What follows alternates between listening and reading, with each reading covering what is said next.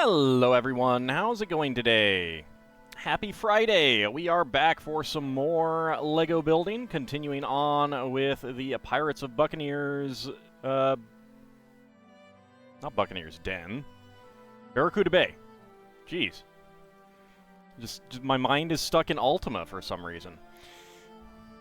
Do I have my fries? I have no fries, unfortunately. Alright, but we are on bag number 11 here. So let's go ahead and get started. There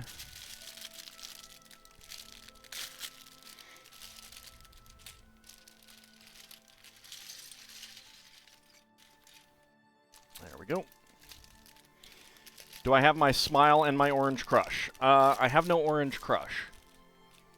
I do have some sugar-free Minute Maid lemonade, though, I wanted to try out, and it was on sale, so we'll see how that goes.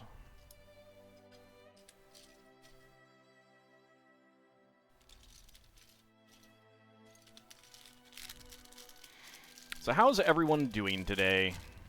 I hope you're doing well. It has been a very, very rainy day today. I think some areas around me, I don't know where I am exactly, but I heard some areas we're going to get up to 4 inches of rain, so pretty rainy. Going mad because yesterday you decided to sort your Magic card collection? Yeah, I still need to do a lot of Lego sorting. It is a never-ending task, and I have not gotten much progress on it, shall we say, so, you know. I understand is what I'm saying. Alright, let's go ahead and get our piratey pirate put together. Piratey pirate of pirateness.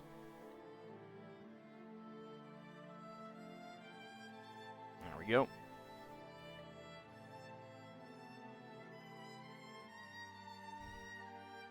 Give him his musket and his sword. Saber sword. There we go. Realize that you had like a small box full from last year to this year of cards that you got that you needed to be sorted into the collections. Yeah, I remember having to do that, and boy, was it fun to like have like. Let me see if I've got. You know, you got your cards in the sleeves like that, and it's like you want to put one in here. Well, you got to take these two out, slip that in, and then it's just like just constant progress all the way down. At least if you're putting them in cards like the sheets, not the 3-ring binder things, which is how I stored unique cards. Alright, let's get a 1x1 in here. 1x3 tile. There it is. And a 2x2.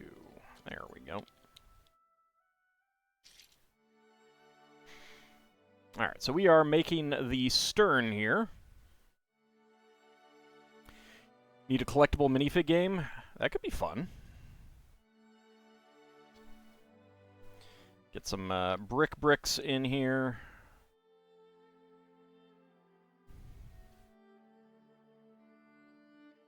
You have a card binder, it's not a 3-ring binder, it's a card binder made specifically for cards. Well, these were like individual sheets made specifically for cards, but they fit into 3-ring notebooks. Just your standard everyday 3-ring notebooks. For whatever sorts of cards you may have.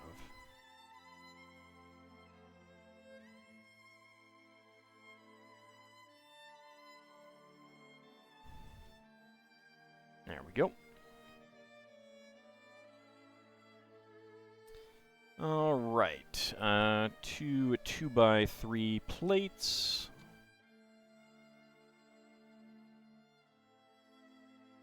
One by two tile slopes.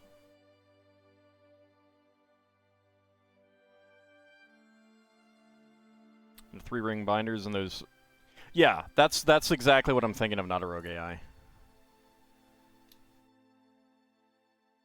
And I still have a lot of my cards in those things. I have a lot of cards like the basic lands and everything like that, just in giant Ziploc bags, gallon bags.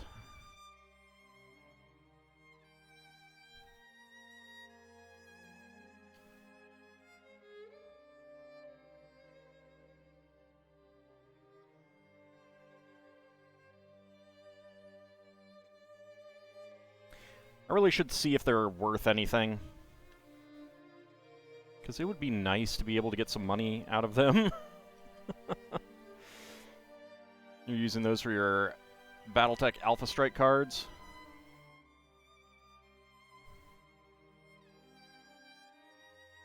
Yeah, I mean, you get quite a few, so... Like, when you go buy a pack. Let's see, I need a 1x1... And a 1x1 with bar. There it is. And howdy, PGW Chaos. How's it going?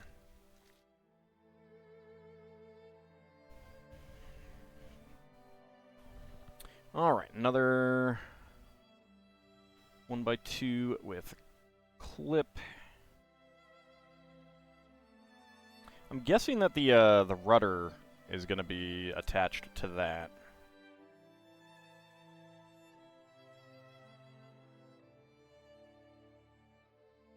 But we shall see.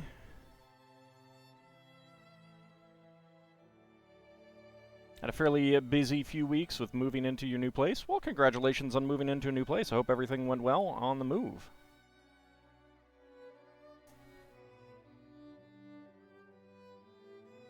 And a 1x3 right there.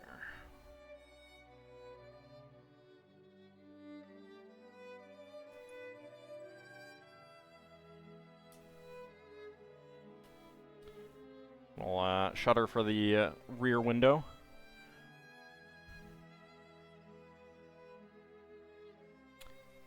Order of Fogo came in today.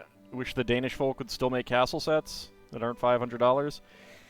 I wish that too. I think we're down to I wish kids today liked unlicensed stuff that wasn't town. I think that's the problem where we are. It is a real shame.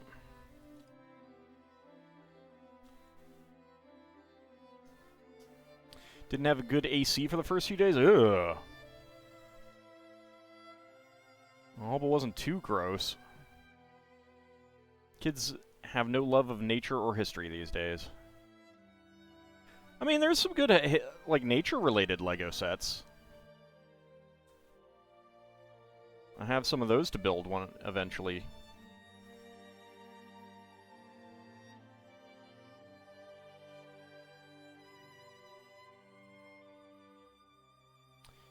Wait, that was... I need a 1x3 here. Got close to 90. Oh, yuck. I'm glad that the AC is now fixed. Because that sounds miserable.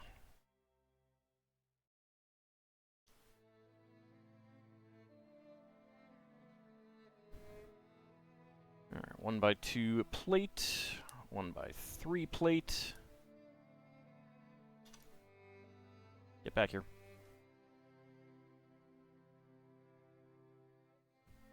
Yeah, I'd be doing nothing but, like, sitting right in front of a fan. Which I do anyway, but just have that fan blowing right in your face, right in my face.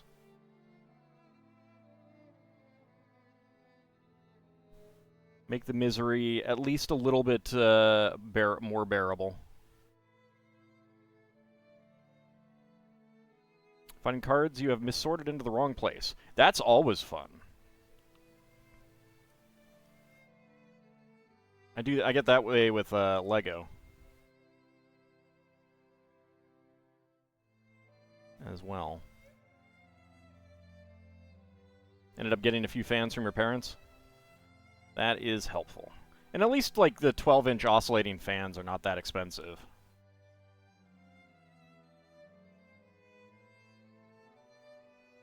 Alright, 1x6.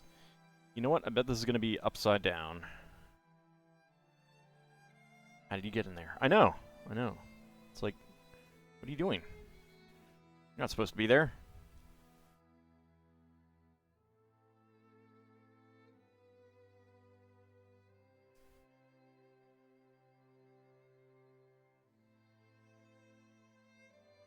Alright. Oh, and that right there, and a 1x1 plate. Still waiting on your BattleTech Kickstarter stuff to arrive? Email hasn't come in yet. Well, that's pretty exciting. I have literally only backed one Kickstarter. For the first Netflix season of Mystery Science Theater 3000, so my name is in there.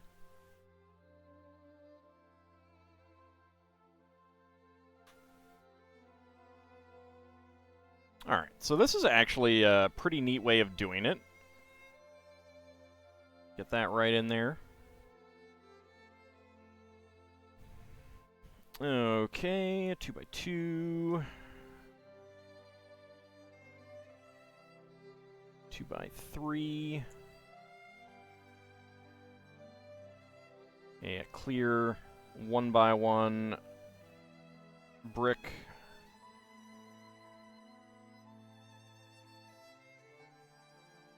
You're a terrible Suika nerd. Eh, nothing wrong with that. Nothing wrong with that. There we go. Alright. Another 2x2 and a trans orange 1x2 plate in there. And a couple more bricks. No, actually that goes this way.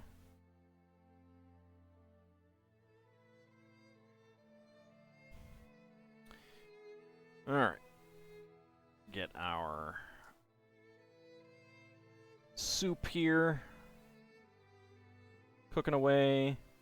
We don't have a, we don't use the pan. We use the 1x1 cylinder plate with bar and put a cookie on it.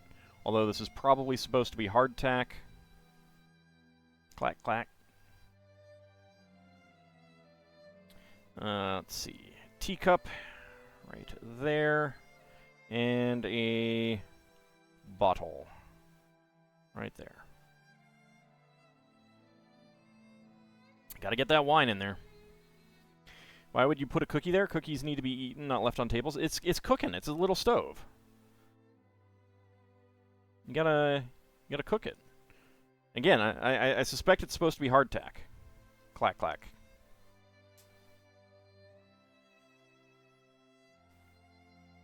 Wouldn't hardtack just be a rock? No, no, no. It's edible. Just helps to soak it.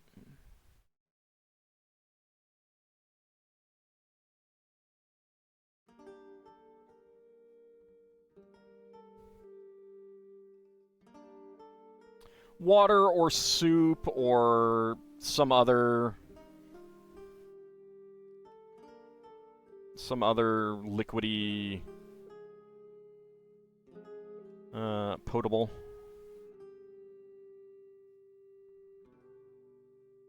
Let's see. All right. Nope. No 1x2 yet. Howdy, Cloth Warthog. How's it going? And Seal and Mortar is subscribed for 77 months. Another multiple of 11 conquered. Thank you very much.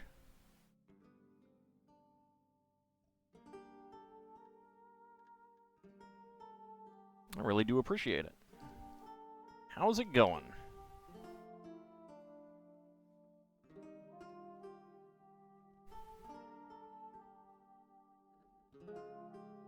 It was a very rainy day today. And yesterday.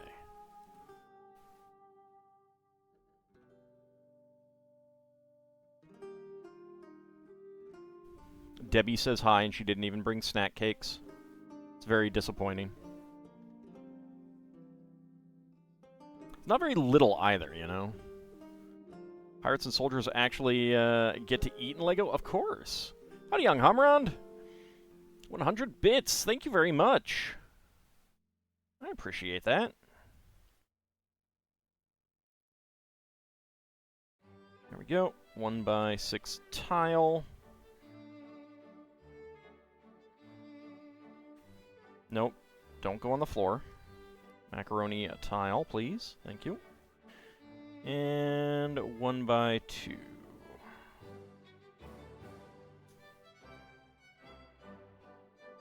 Howdy, Mad Martin. How's it going? Goes back to messing with Ald's house wiring again. Now, when you say messing, you mean gnawing, right? Let's make sure that that is... Yep. All right. Get that snapped in there. That is pretty nice. I like how that comes out. All right. 1x6, 1x2.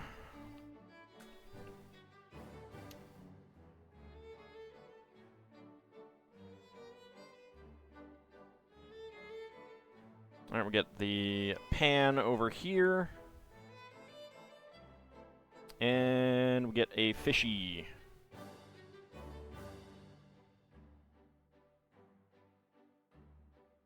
Right here on the table. Probably for the chopping. It's on the chopping block.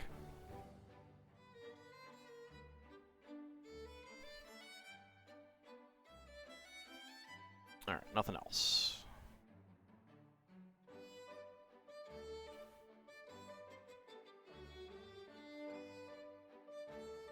Rum soup and fishies. What a meal. Mm-hmm. So tasty.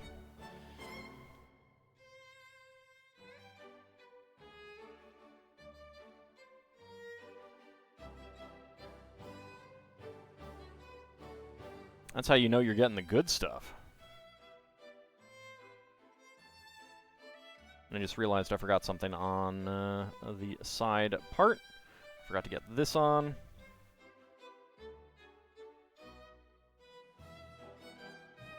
There we go, and a black 1x1.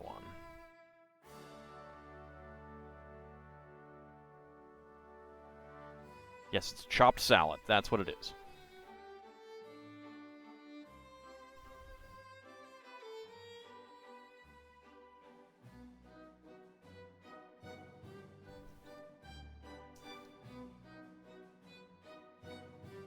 Oh, you're gonna get rain. Maybe. I don't know. I don't know exactly where it's going. Actually, it looked like it was mostly going right up along the coast, but staying on shore.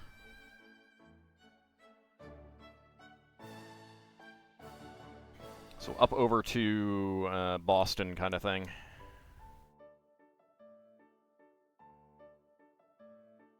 Well, I'm sure if we work at it, Mad Martin, we can fix that.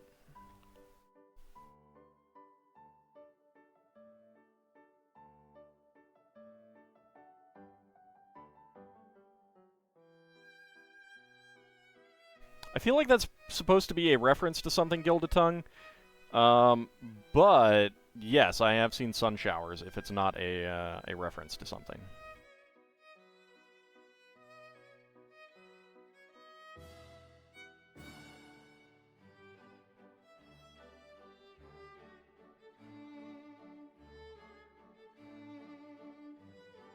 Alright, pair of arches.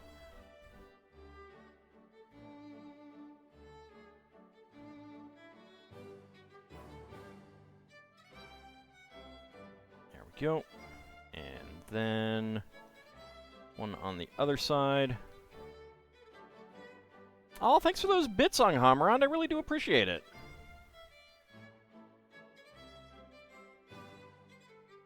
I figured it was a song reference, but it's not a song that I am familiar with.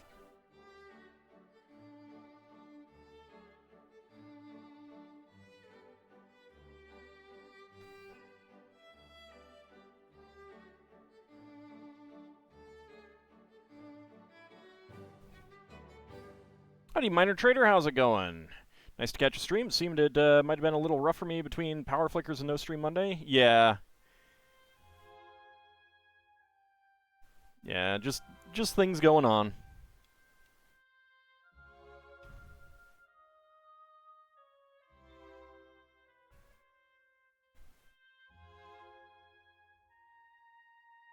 Okay, yep, we're making the...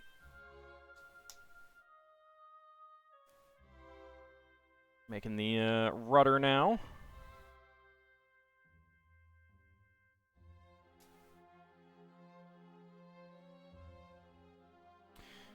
Playing a lot of tabletop RPG solo. Nice.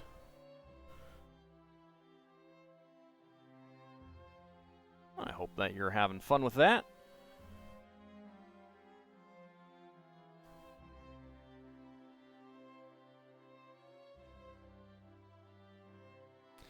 Why is everyone so tired on April 1st? Because they just finished a 31-day march. Fire. Get out of here.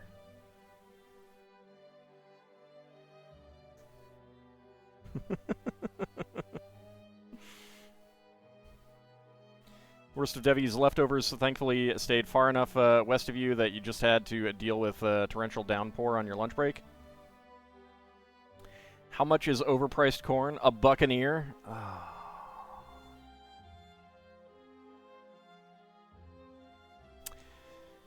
I feel like I'm going to have a talk with you guys. I feel like I'm going to have a talk with you guys.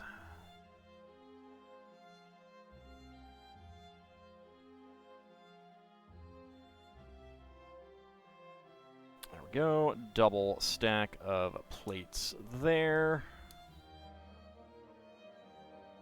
Furiously writes down joke.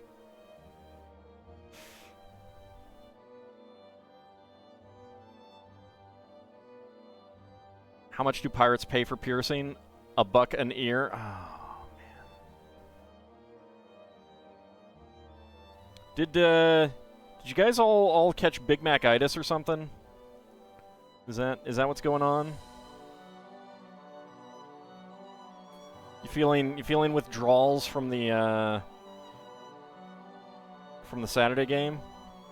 What did the captain say to the overzealous swordsman? Cutlass? Oh.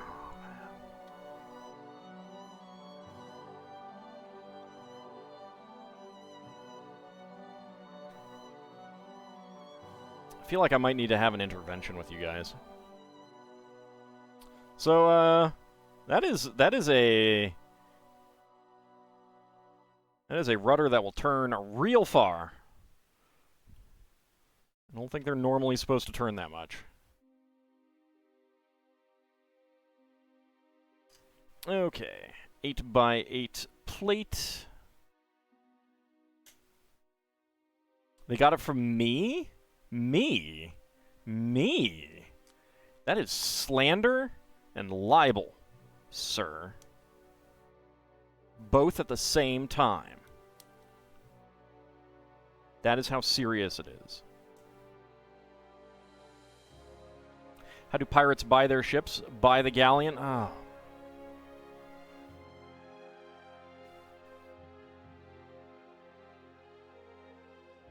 We need to have a talk, everyone. We need to have a talk. I don't know if I can take this. Might have to cancel the stream.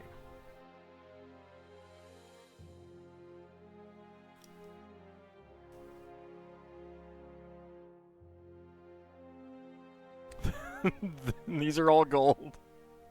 1,000 bits? It's just getting warmed up? Well, turn on the air conditioning. Let's get the air conditioning going.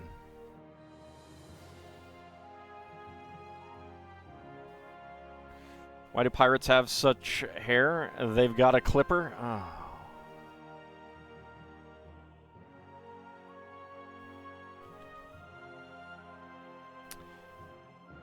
You guys are wounding me.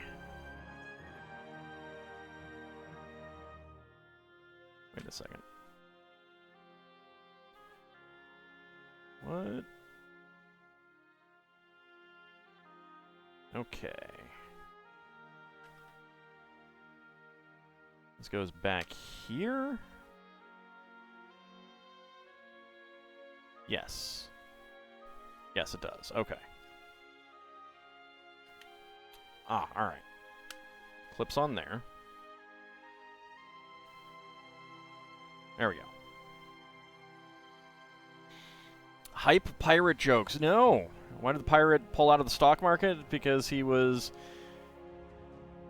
in shark-infested invested water? Oh. Why do pirates take so long learning the alphabet? Because they spend years at sea. You guys are killing me here. I don't know if I can take this.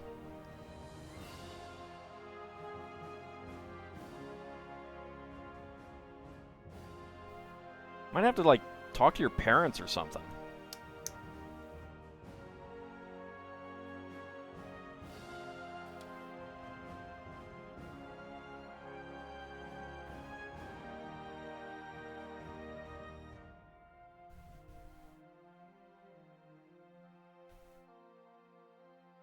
What would your parents say if they knew that you were punning this much, huh? Huh?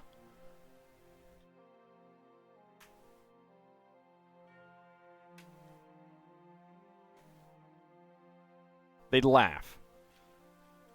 So your parents are monsters too, just like you. Terrible.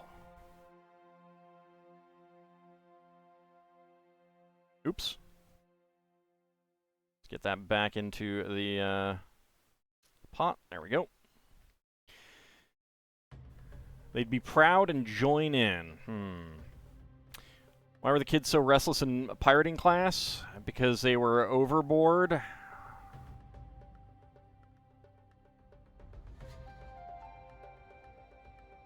Just inflicting torment and torture on me. Alright, so spare parts. We got 1x1 plates in brown, tan, and white. 1x1 tile with round end in gray. 1x1 cylinder plate in beige, a cylinder tile, and a black pneumatic tee. The real monsters are the people that have relations with an illithid in Baldur's Gate 3? Nah, that's fine. Isn't that right, Mad Martin? Nothing wrong with that?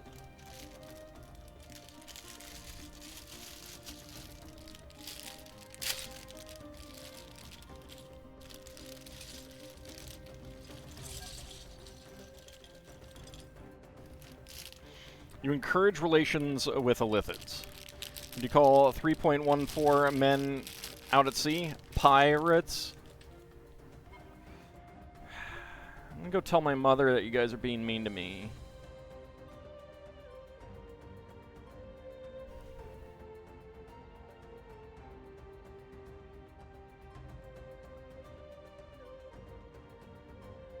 Alright. There we go.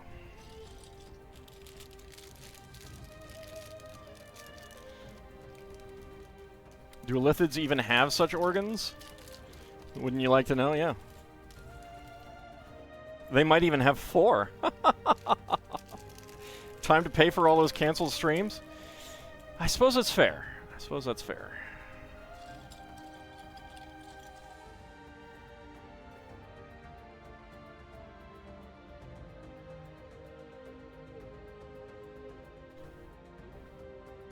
Okay. 2x3 there. Thend hand knowledge? I don't know what Thend is. They're not a rogue AI.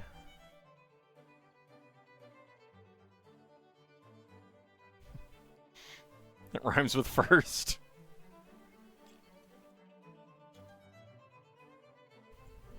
I need a 1x4.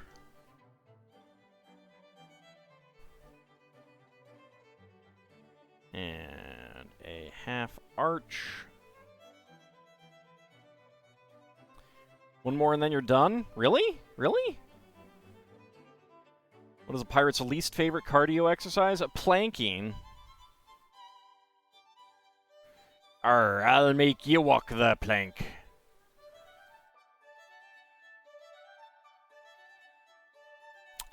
Alright, that's pretty adorable, that emote that I got.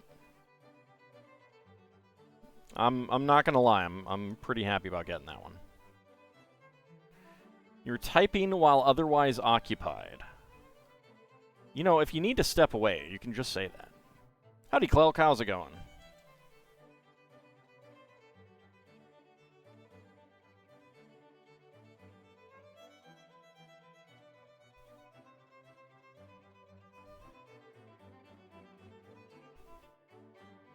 Alright, and then we have a yellow window with white lattice panes. I'm doing okay. You love the dancing dinos more? It's just because you like torturing them with pickles. You're putting medicine on your face. I mean, if that's what you want to call it, it's fine.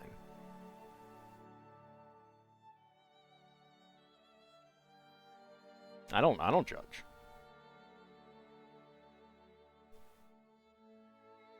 Got you a golden train too. Nice.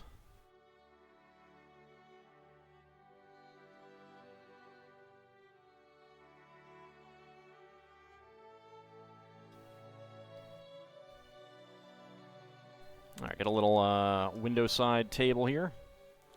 They dance for joy when they see pickles. I think that's more panic screaming in terror that you're inflicting upon them. It's really quite cruel. Ald deserves all the puns. This is true. This is true. I do. I do. Go ahead and get them out of your system. I will accept your puns for the sake of everyone else in the world, so that they don't have to suffer the same fate as I.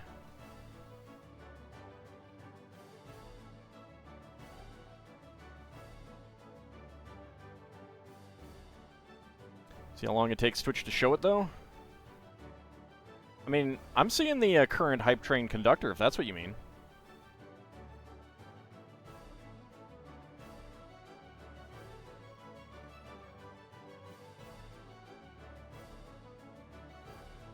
Such a horrible punishment.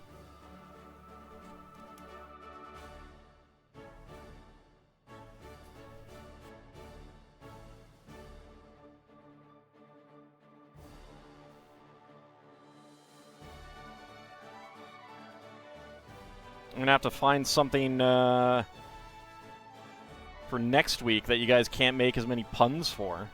Clearly. It is no joke, that's true. That is true.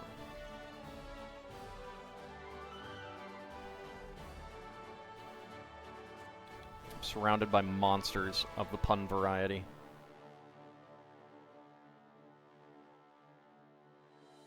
Alright, let's get the... there we go.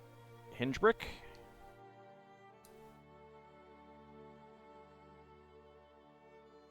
Media when you were growing up. Garlic and puns are terrible. You as an adult. So these are your life now. Yeah. Totally. See, basically, that was just a plot to try to convince children that they were bad so that adults could keep them all to themselves.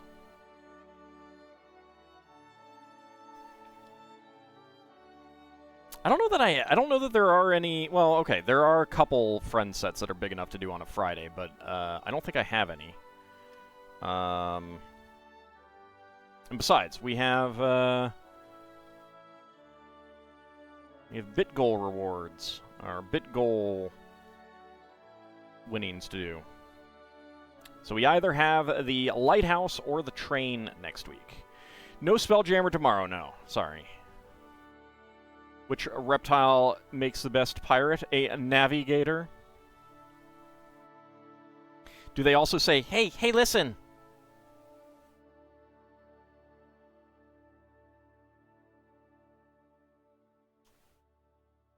There's Punlenti to go around.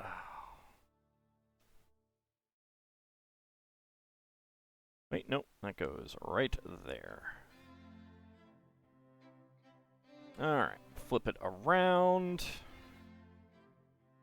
An interesting way of doing this. So there was a the original Black Seas Barracuda had an old element on it that kind of made this shape, and they're basically remaking it with multiple pieces now. A little bit higher than this, but basically that.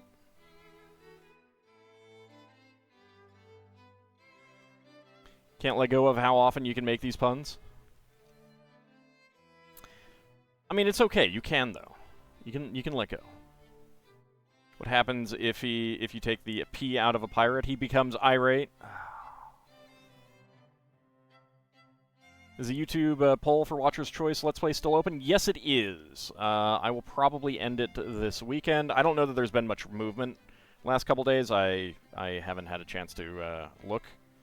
And to a certain extent, like, until I decide to close it, there's like no major point in paying too much attention to what is winning or what is losing, because I'll know eventually when I close the poll. But I think I'll do that. I'll close it like Sunday, I think. I should probably post a community thing saying that.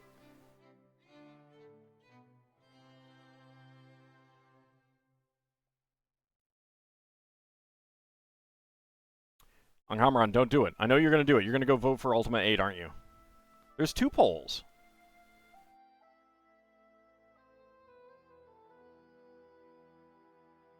I leave them for, like, 2 weeks-ish.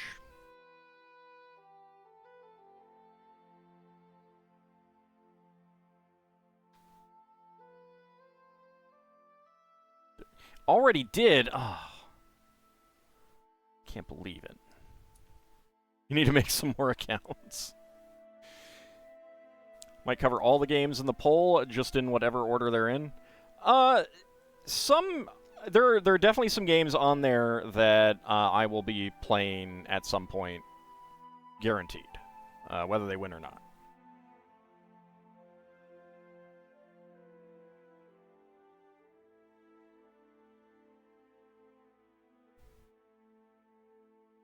Okay, get that on there. Like Ultimate 8. Shut your mouth.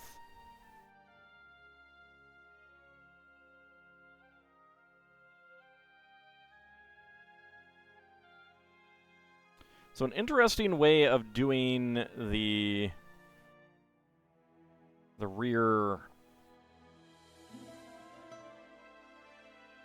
lamps. The original one used the, in black, the pine tree top elements.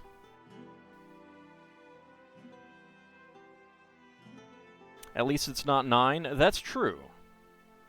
That is true. You're not wrong.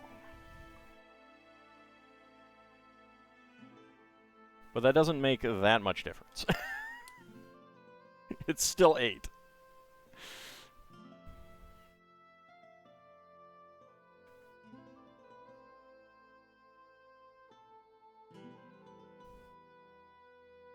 Okay, so there we go.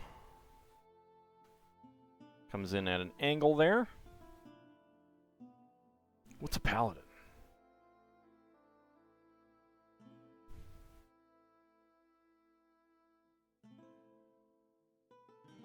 Years from now, Ald will have to do the main story on a private server of UO. Probably not. I did play that back in the day.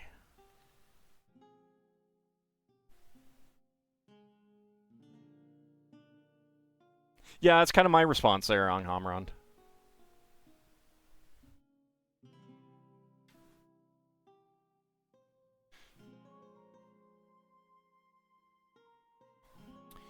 And get that on there, and that on there. You guessing you never played it? I don't know that there may not have been. I actually assumed you knew.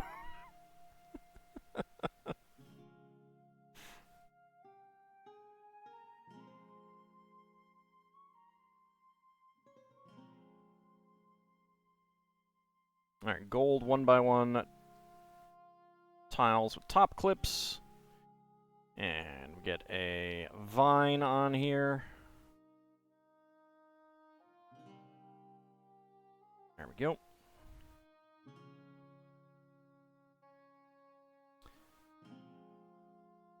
When do pirates have guns? When it's canon?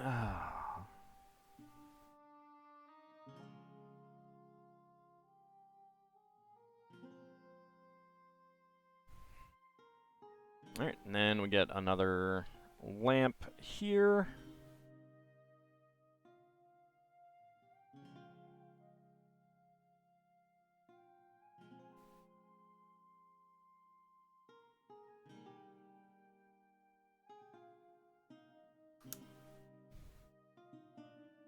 There we go. Alright, turn it around. Get our treasure chest in here. And that is right on the line there. Open it up. And trans yellow, trans light blue gems, and the victory cup. Had to check, the Ultimate game you played long ago was Ultima 6. Still have the cartridge? That's a good one. And if you have a cartridge, that means SNES. Alright, spare parts, 1x1 plate, in 1x1 tile in yellow, I should say. Gold 1x1 cylinder tile with compass printing. Gold 1x1 cylinder tile with top peg. And extra gems in a trans light blue and trans yellow. Yeah, the Ultima 6 SNES cartridge is very, very faithful to the original and plays really well. No, Ultima 7 on the SNES is nothing like the original. You're not hunting for murderers, you're hunting for kidnappers. And it is extremely easy to die. I played it on stream like a while ago. Not entirely, by any means.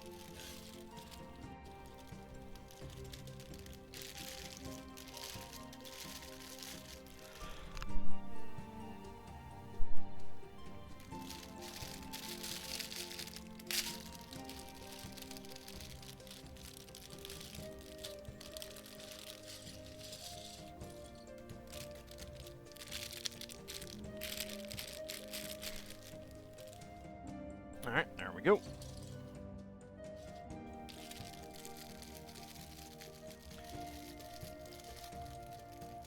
Stupid copy protection relying on easily lost manuals. Well, the good news is that there is a Let's Play out there that you can watch to catch you up on what you missed.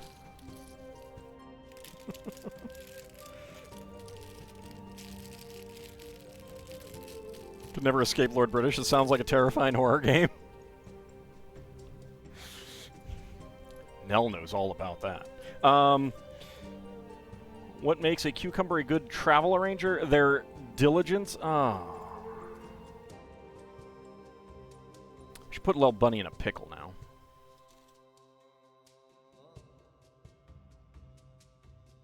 Alright, let's go ahead and get Captain Redbeard here. He's looking a little older than he used to. His torso is actually a lot fancier than it used to be as well. Killed that jester so many times, looting the whole castle. Chuckles! Curse you, Chuckles. Alright, let's see. Make another table here.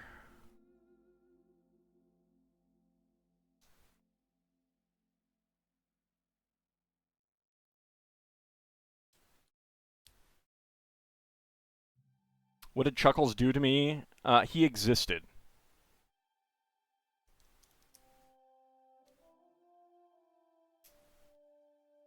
That's what he did to me.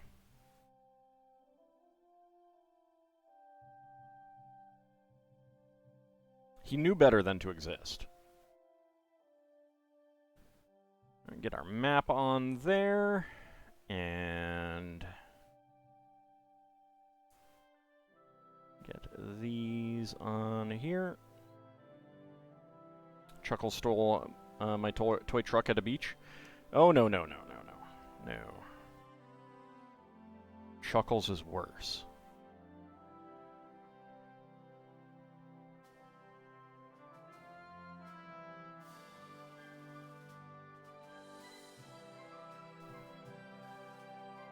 If you don't know what Chuckles has done, then save yourself from the pain and the torture. Redbeard is using his eye patch to maintain dark vision. You hope he doesn't use his hook to move it. He's human. He doesn't have that.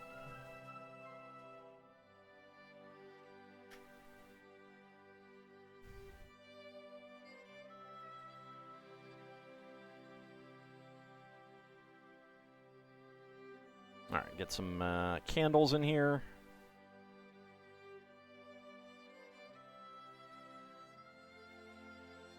Night vision is different than dark vision, which is also different from infravision, which is also different from ultravision.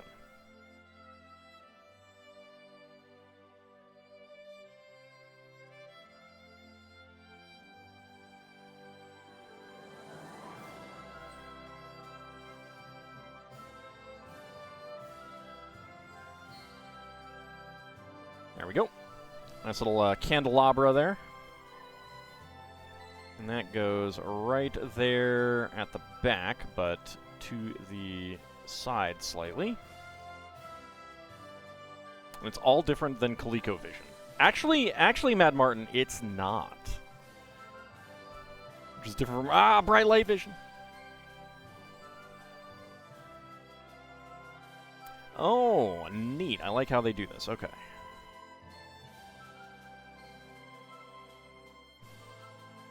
When we get to it, I will make a note here. It's a little known fact, Matt Martin, but ColecoVision is actually all visions in one. How do pirates correct errors? By releasing their eye patch.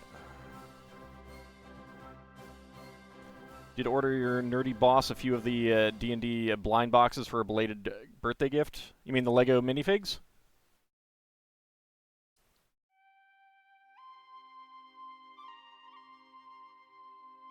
That is a good birthday gift.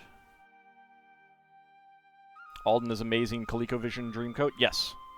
Yes. Nice. I hope they get good ones.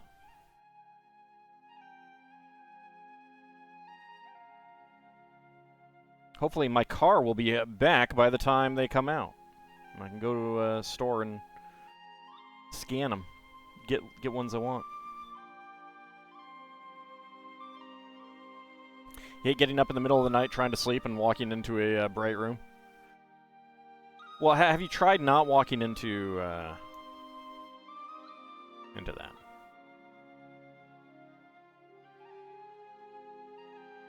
All right, so normally they put the two studs on the back, but because Redbeard has a peg leg which has no stud hole, he cannot sit in a normal chair, but he can sit in this chair. Try, but it happens all the time.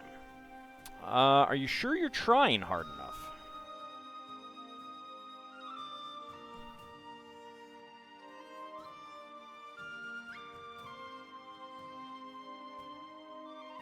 My bathroom is pretty neat because it has a normal light and then a dim light, which is still pretty bright in the middle of the night when you're used to not having light, but it's still neat. There we go. Sit him at his desk there.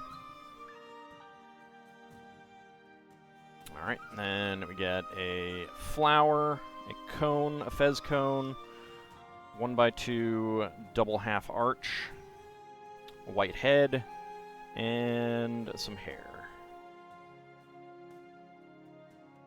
There we go. That is 2 there. Alright.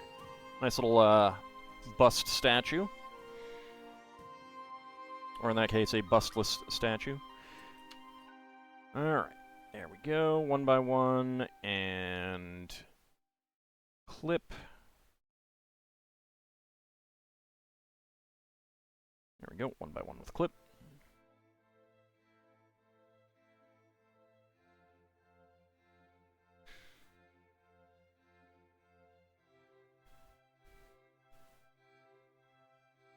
All right, 1x4, 1x3 plate. Yeah, I have blackout curtains in my room, which greatly reduces the light even during the day. It's pretty nice. I got them from when I used to work night shift and really needed it. Really needed to be able to sleep when the sun was coming up.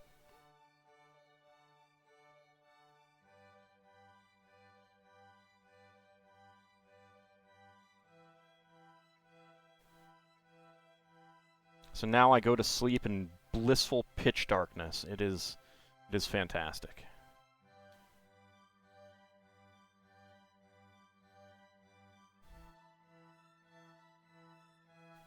It's also perfect for plotting Mad Martin's doom.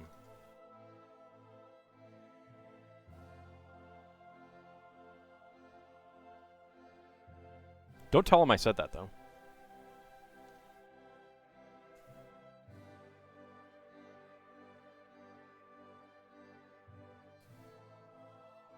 There we go. Another window. Get in line. Oh, my window tried to jump onto the floor.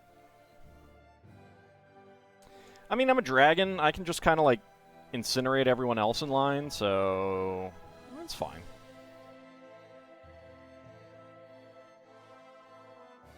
Even you are plotting your doom.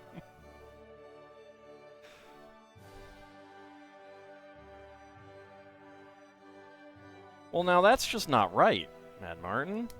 You shouldn't do that. You should feel good about yourself. Proud of yourself. And don't plot your doom so that I can plot your doom. I really only have your interests at heart here.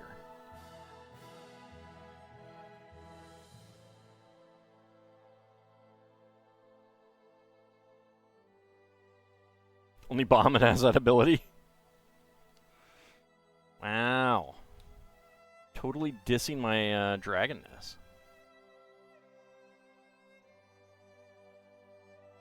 So mean.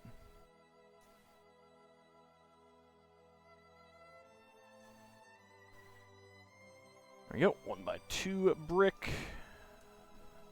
1x2. No, wait. Not that. Corner brick. 1x2 brick. And 1x1 with clip.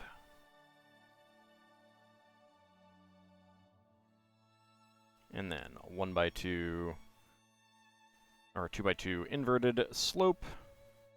There we go. Get that right on there. Double stack of 1x4 bricks. And then we get another ball joint part back here.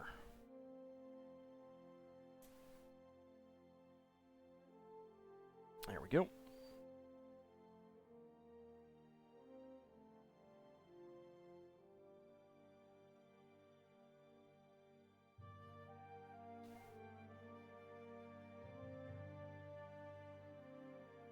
There we go. Alright, next up. Flip it around.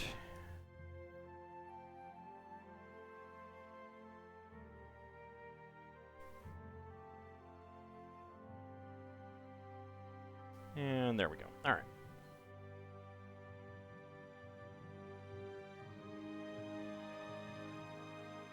Get that in there, and then get our slopes.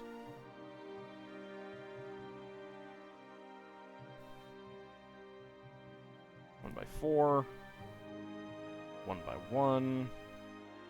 And another 1 by 2 by 3 inverted slope. There we go.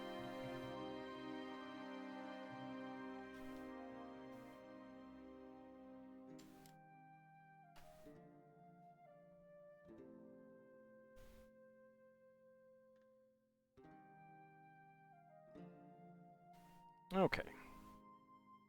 That is a regular 1 by 1. It's not what I want.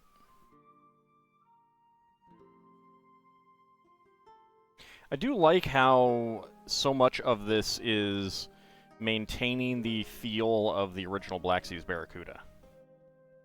I really do appreciate that.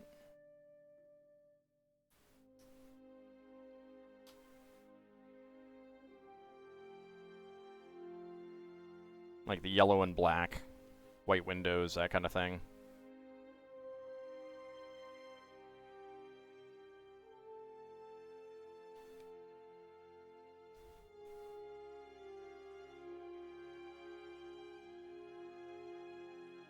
There we go.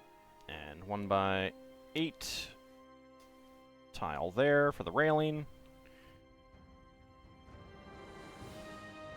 And then let's do the lantern.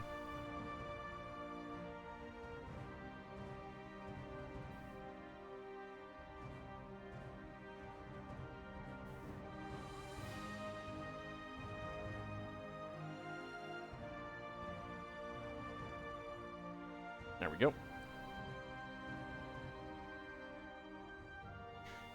Okay.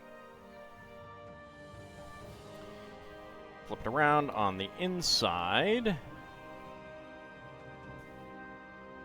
We get a striped bed.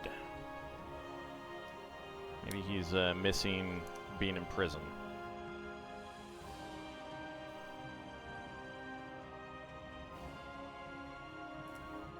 There we go.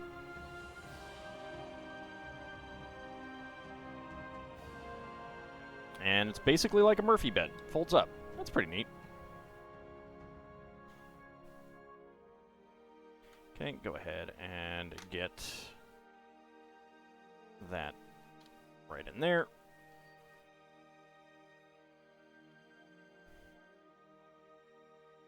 Step. Step.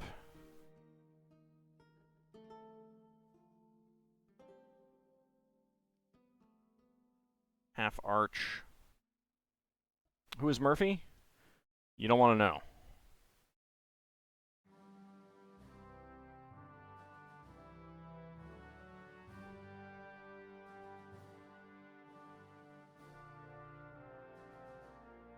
Okay, so that is it there. When is a rowboat the most efficient kind of vessel? When it's organized.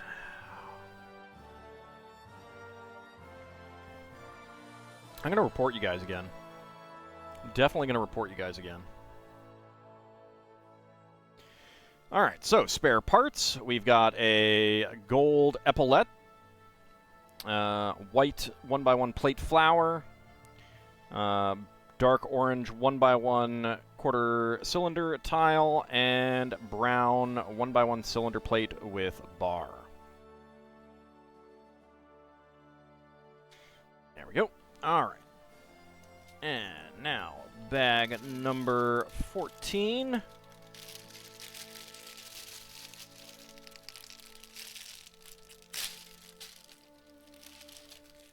There's actually only one more bag after this.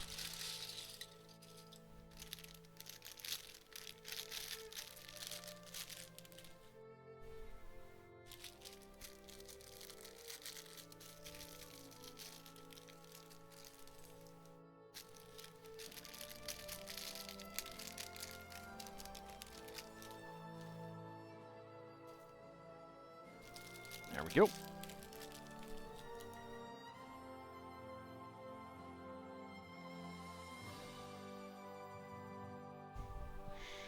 Okay, so we got some large plates here. Let's put them off to the side. Put that off to the side. We'll put the flag off to the side as well, and the door can go off to the side. Alright, minifig.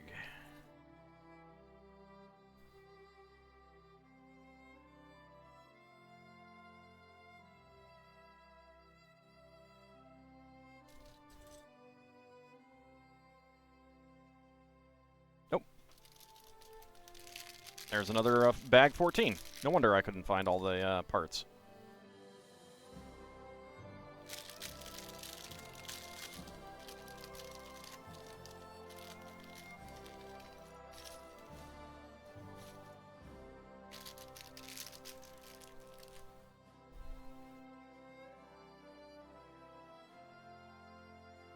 Okay.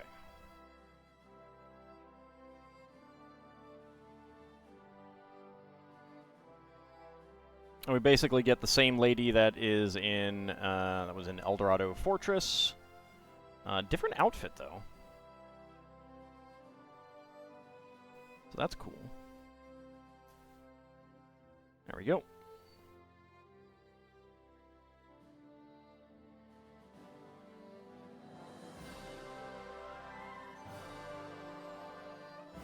I really like that torso. That is a great looking torso.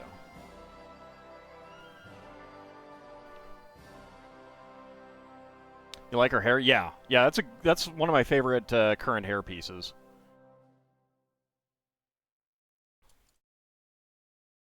And this is just a great female face print as well. Like, I love that smirk. It's great. It's got so much character in it.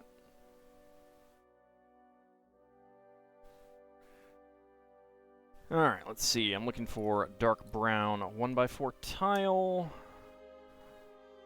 1x4 plate.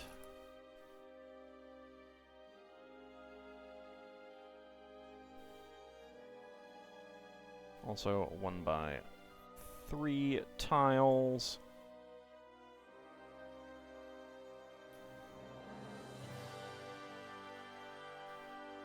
There's 1x4 plate. Okay, and that gets right in there. Minifig reminds you of the woefully underperforming film Cutthroat Island. It might be inspired. There might be some inspiration there. I don't know.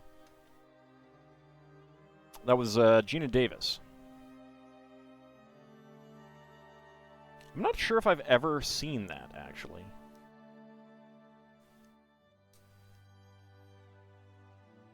Alright, and get the door on there.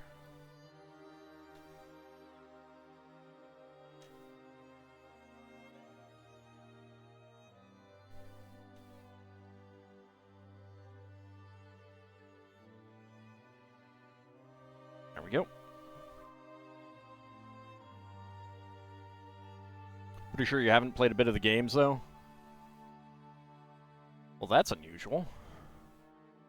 Good tie-in games? Shocked. Although I will say that the tie-in game for Robin Hood, Prince of Thieves was pretty enjoyable and exactly like the movie in every single way. Like, there was no difference at all.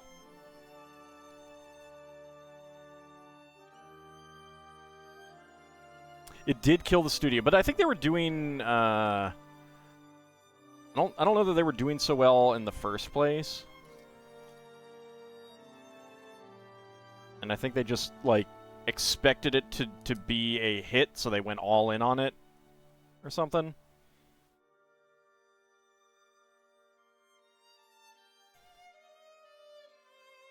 What makes a ship sit beside a dock? Peer pressure.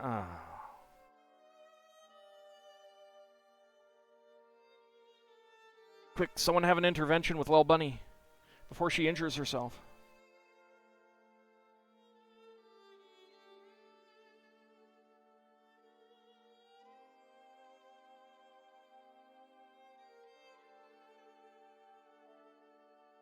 There were some amazing stunts in Cutthroat Island. I have heard that. Howdy, Red Hyena. How's it going? Alright, 1x1 with clip. There it is. And 1x4 half tile in black. There we go.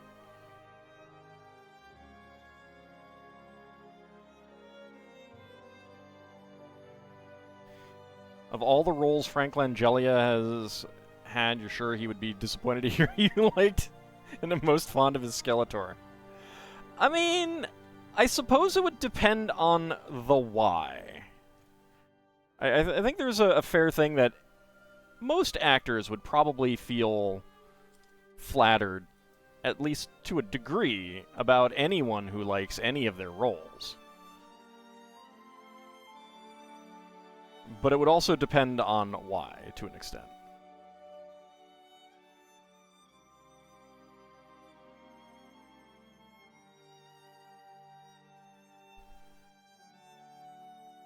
I loved you in that role. You were so terrible. Oh, kind of thing, you know? Versus, when I was a kid, it just really made me happy. You know, I think most actors would be like, thank you, I appreciate that.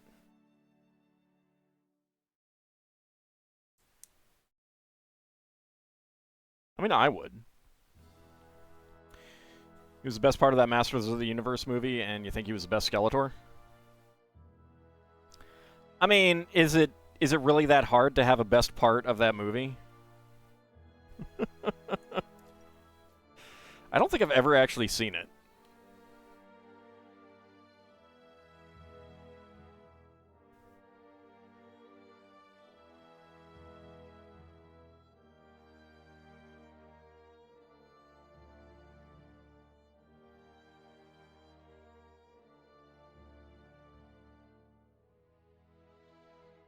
And yeah, the best thing about a bad movie, I do think, would be a high compliment.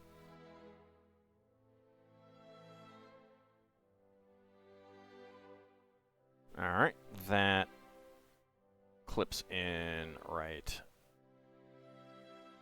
there. The 80s had a habit of releasing kids' movies after their heyday had passed. Yeah. They absolutely did. And also a habit of, hey, this is popular,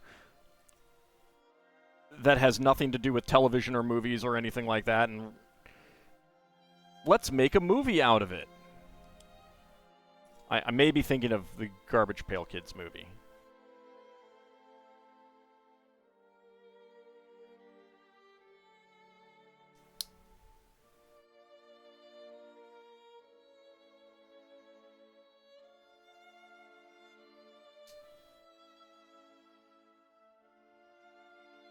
There we go. Now I need a couple more 1x1s with side studs. I mean, the Transformers, the movie, was tremendous storytelling in a movie that was not supposed to have storytelling, really. It's canon that made that movie. They were never one of the most forefront or well-budgeted. That's true. That is true.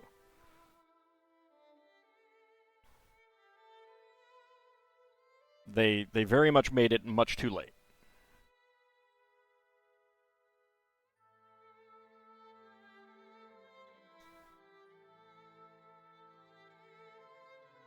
You've seen footage of the Garbage Pail Kids movie? Kind of looks like the worst movie ever. I don't know about the worst movie ever, but yeah, it's pretty terrible. And yet, Canon made the best... No, it wasn't Canon that made the best Fantastic Four movie. That was Roger Corman.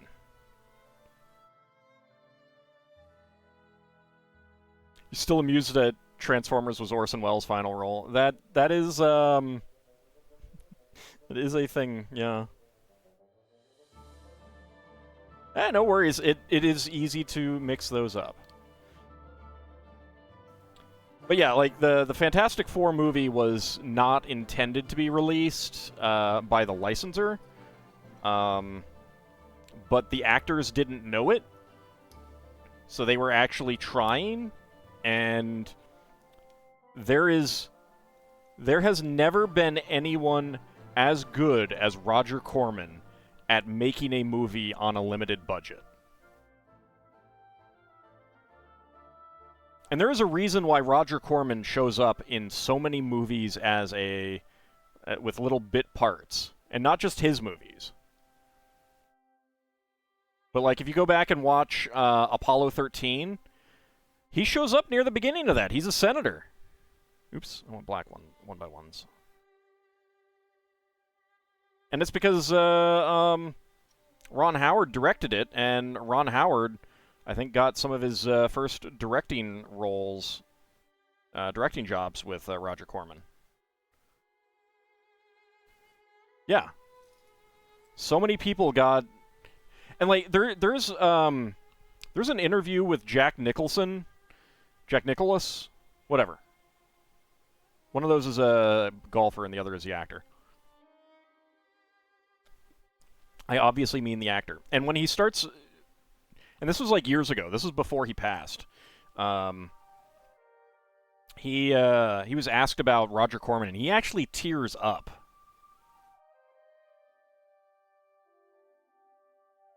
Talking about him. Like, he gets emotional. Because he knows that, like, he wouldn't be where he is without Roger Corman.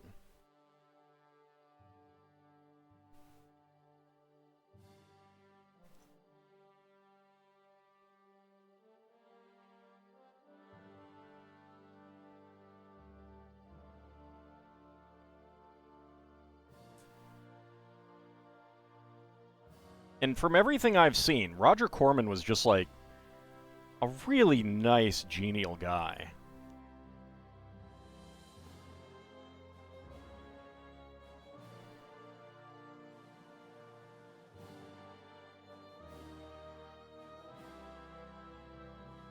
Roger Corman served as, like, the minor leagues for baseball, a place to make your mark. Yeah, kinda.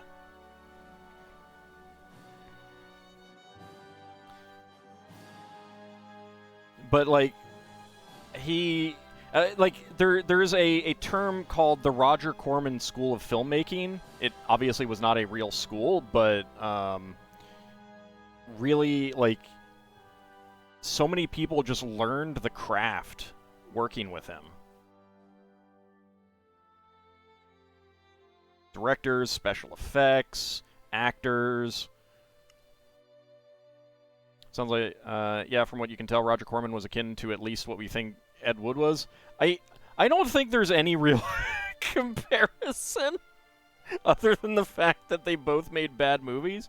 But the thing is, like, Roger Corman movies have way more redeeming qualities about them.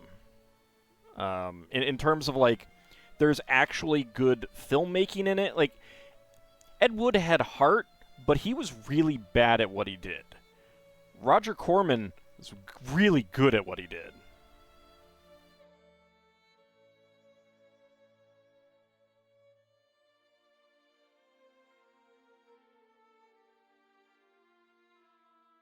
And, like, I mean, a lot of Roger Corman movies are actually really good. They look cheap, but they are good. When you see a bad movie, but it has good stuff in it. Yeah, but also, like, I mean, there are some Roger Corman movies that are just flat out good. Most of his Edgar Allan Poe movies are really good with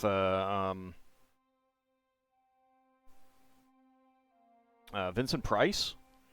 Not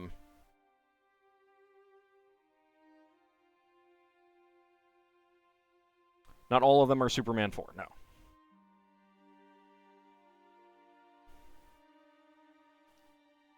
But, like, every single Roger Corman movie has redeeming features. We'll put it that way.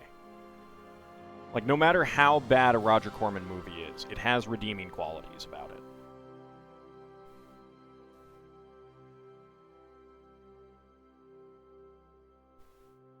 And that's something. And the thing is also that he really knew how to sell movies. Like, his movies were basically, as far as I know, always profitable.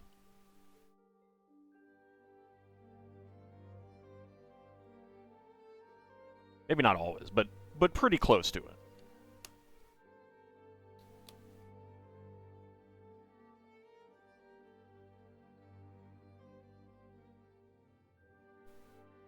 Dragging you to the movies. That would be fun. That would be fun. If I thought I could actually maintain, like, a podcast about a topic, I would do that. I don't think I could, though. Except maybe 2nd edition D&D.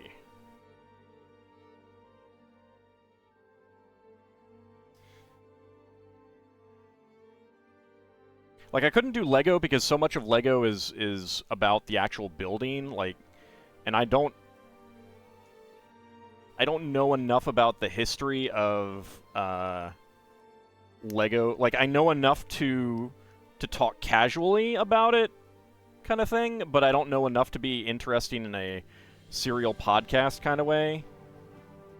You saw Superman 4 in the theater. Halfway through the film reel broke. The theater told us they'd have to have it up and running in a few minutes. Half the theater just up and left, never to return, including you.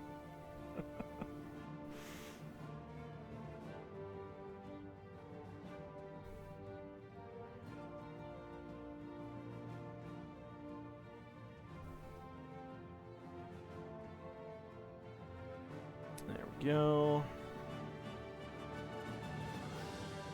Okay, we get a single yellow leaf in there. 1x3 tile. 1x8 tiles.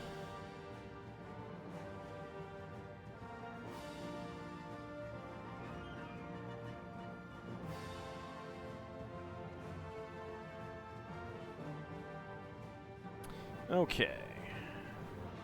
I guess one of these is going to be boarded up here.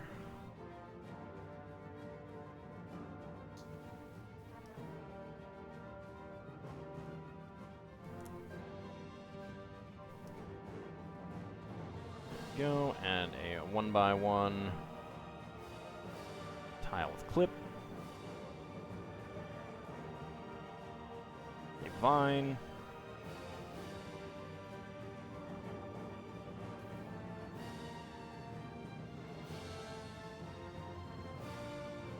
Get that on there to cover up that window.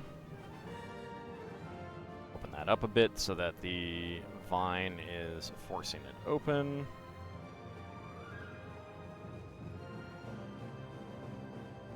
There we go. Does this build have other options as to how you put it together?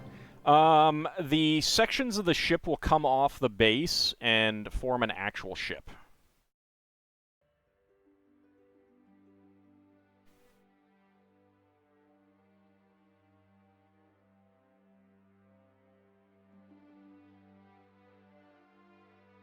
Alright, there we go. You'd still watch Superman 4 over Superman Returns?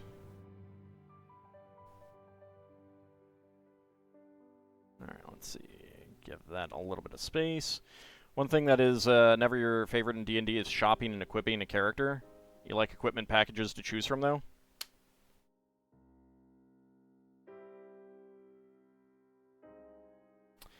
I've never had too much problem. My issue is always more along the lines of not having enough money to go around.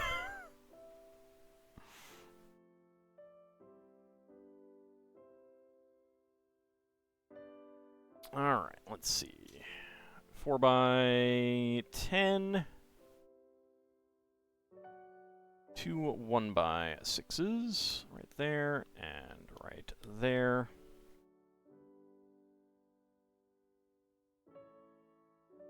Well, Christopher Reeves was, like, just all-around good, classy actor kind of thing, so...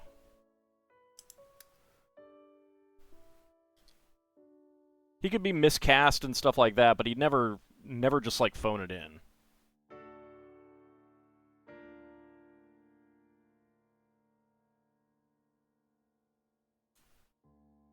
There we go, and then this one...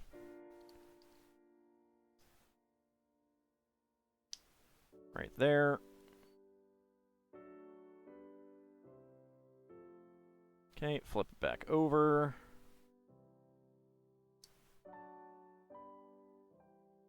He was the best Superman, if you recall.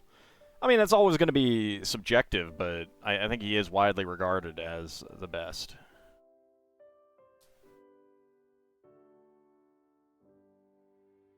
Okay. So, first, that one comes down here. We get our ship's wheel.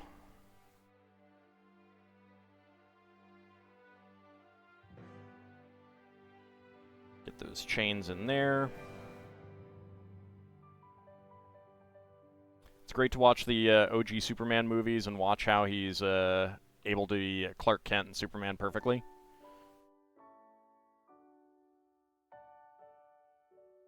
Yeah, it's interesting. There was I saw something about, like, one of the ways he does it is that he slumps when he's Clark Kent, and then he stands straight when he's Superman.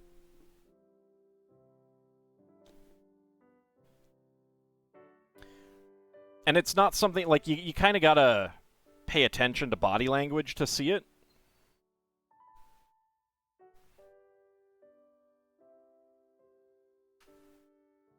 There we go. Alright, we got a pirate flag. Our Technic ski pole. 6L bar with stop. Still amuses you. People complain about Man of Steel killing Zod when Superman 2 had Superman kill him too. I don't know.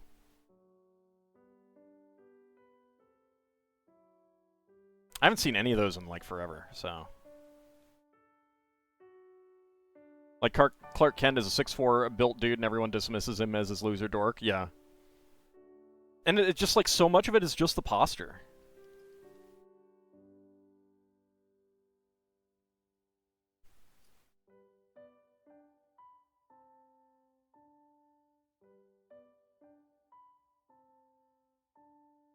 And acting dorky, yeah.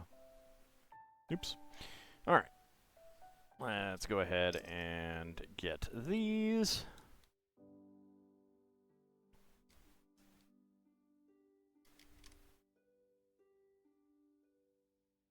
Also his speech, golly swell, yeah.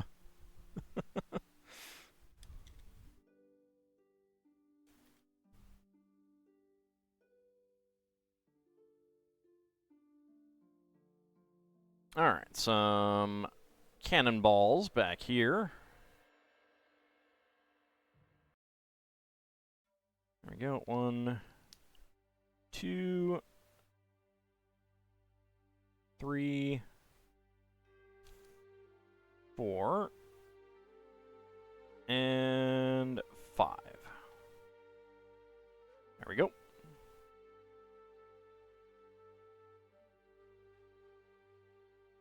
Alright, 2x2, 2 1x2s with clips,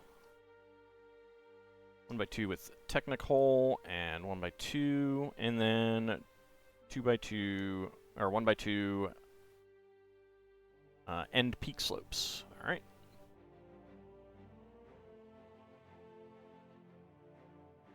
Musket on one side, saber on the other, and that goes 5 back. Right there. Alright.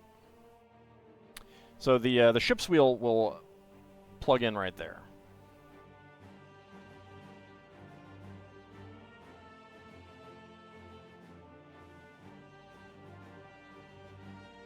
Okay, and this just rests in here. It doesn't...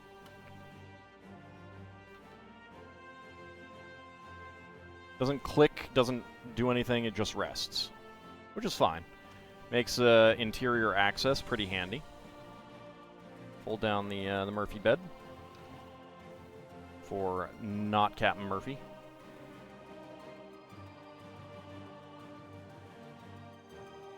Okay.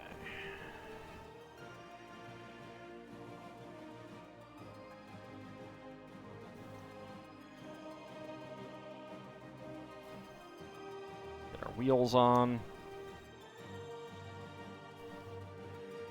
Cannon in.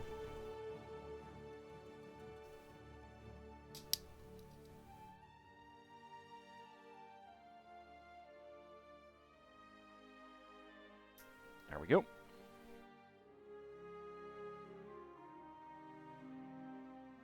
Ready to fire off the side. And then finally another lantern.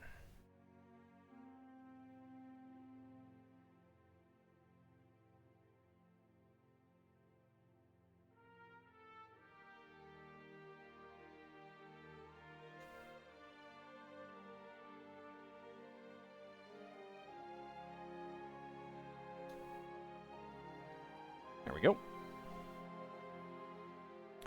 Alright, spare parts. Saber, dark gray saber, and a black 1x1 plate.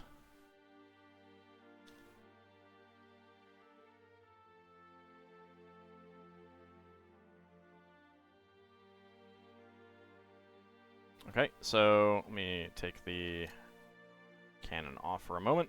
So it says to pop that off.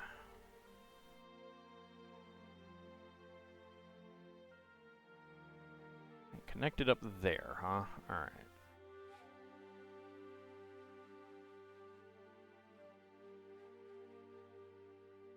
Okay.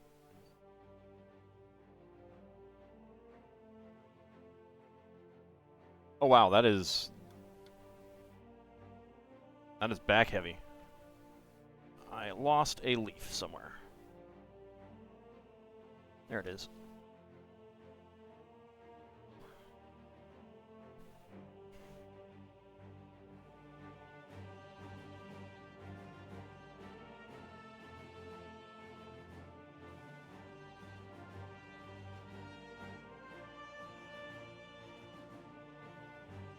Alright, I'm going to put this on for the moment.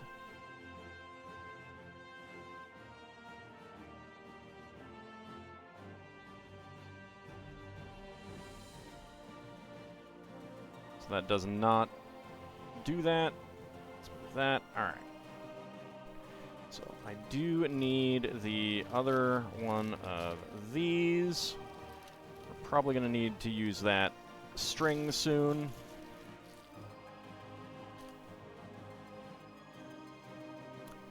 Howdy, Duke Darkwood. How's it going? Alright. So bring that up here.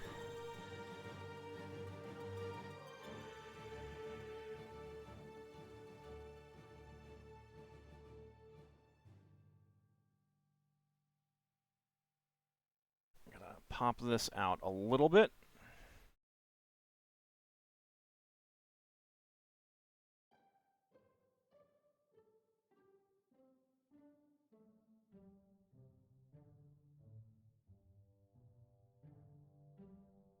And this goes on right in here.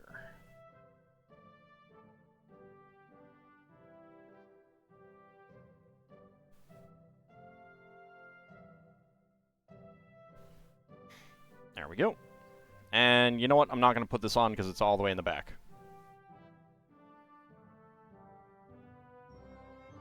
Get our cannon up there.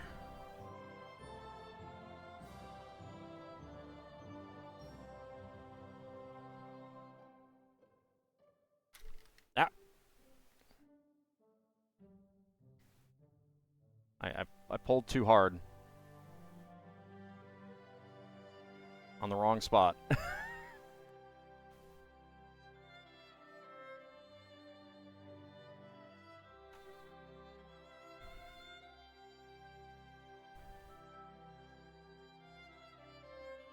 There we go. All right.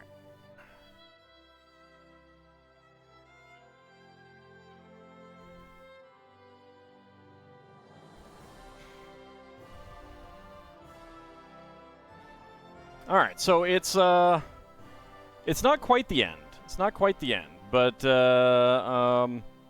on-screen celebration. Whee! So that's basically what it looks like. It's a little bit large for me to get all on camera, unfortunately.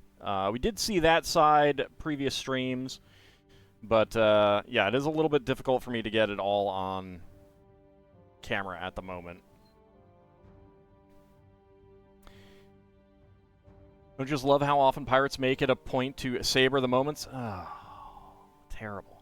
terrible.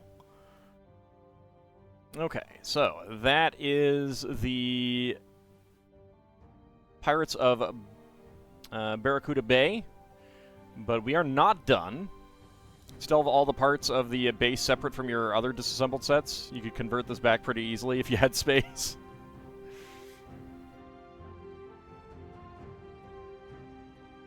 Alright, but we will be putting it together as a ship in a moment.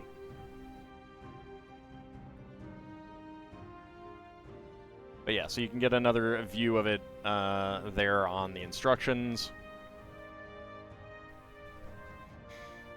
Alright, before we do that, though, I think we should do some minifigs. Get these up there. And where are my sheets? There they are. Okay. Go ahead and start with this one.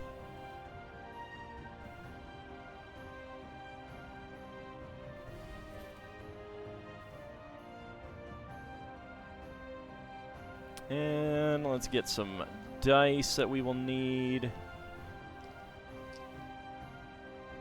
Alright, first of all, D6 to see which column we go for. Alright, number 1, we're going over there. D10, 20. Nope, 19, need to re-roll. 3. 1, 2, 3. Alright.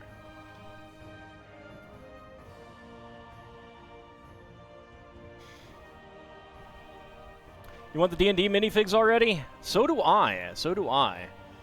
Let's start a prediction. Can Ald guess what is inside the minifig pack? Get your predictions in. Now, 20 rerolled, got a 16, so that will be the Lady Robot. Bahamut got a 14. That would be the Cat Lady. 15 for Not a Rogue AI. That would be the Sleeping Bobby, but I think we've gotten all of those. I think he's permanently asleep. There might still be some in there, but...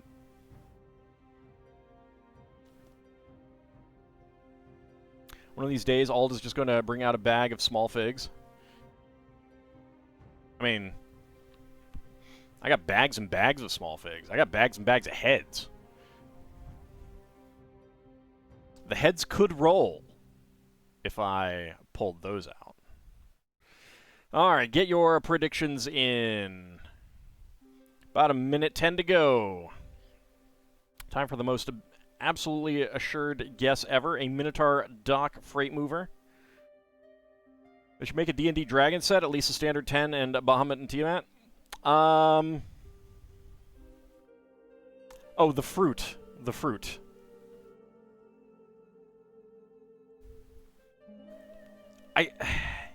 So the fact that they didn't choose a dice tower for the D&D set makes me think that they really do want display playset type things.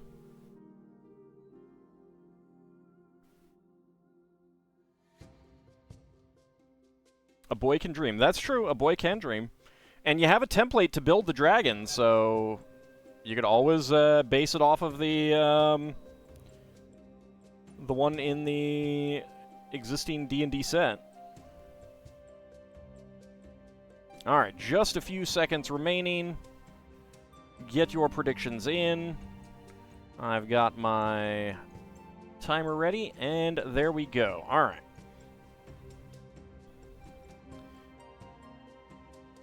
And go.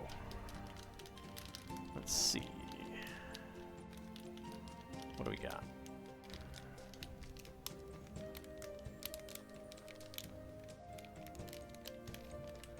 That is some hair, but I need to feel something else.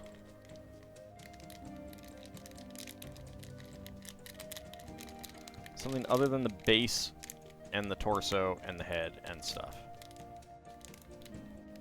Okay. Alright. So, 29.65. I believe that we have the Barbarian Swordsman.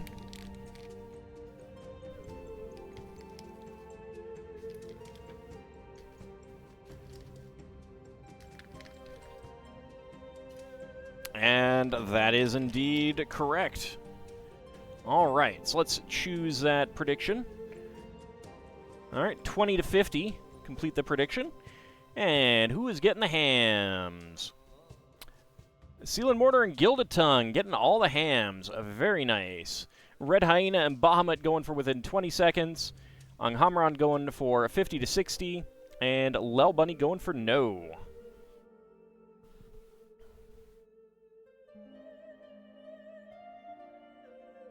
No, it can only be Pirates versus Ninjas, though, Lel Bunny. It's not allowed to be anything else. I don't make the rules. That I just totally made up right now. Alright. There's our Barbarian.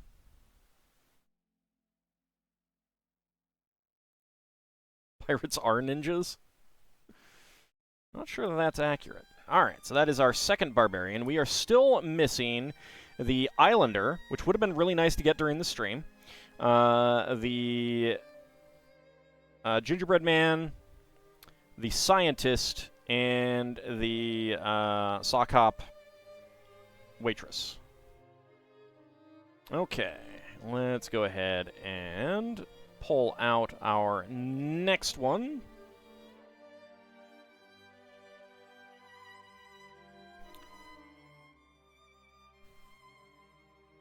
All right. It's Pirates versus Knights. Noticed her hair was off there. All right. D6. That is going to be a 3, so we're going into the middle.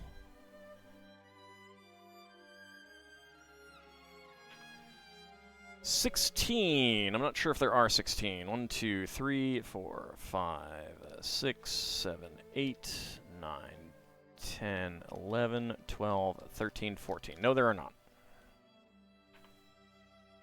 14. All right. Last one. Made it easy. All right. Let's start that prediction. Can Ald guess what is inside the minifig pack? Let's go. Get your predictions in.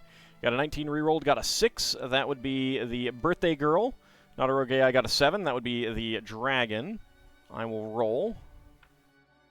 9. That would be the spider guy. A minifigure of your eponym would be almost as awesome as one of Minsk. I could see them doing Minsk. I could not see them doing Rowan Darkwood. Next, totally on theme, so it must be the correct one. Guess is a Minotaur dock crane operator. No, but they're all costumed. Should be a Minotaur in a costume. Did the big set have a Displacer Beast? Yes, it did. There is a Displacer Beast in there. It has a Treant, it has an Owlbear, it has a Displacer Beast, it has Myconids, it has some tentacles coming out of the water that I don't know what they're supposed to be. It has gelatinous cubes, and it has skeletons. Am I missing anything?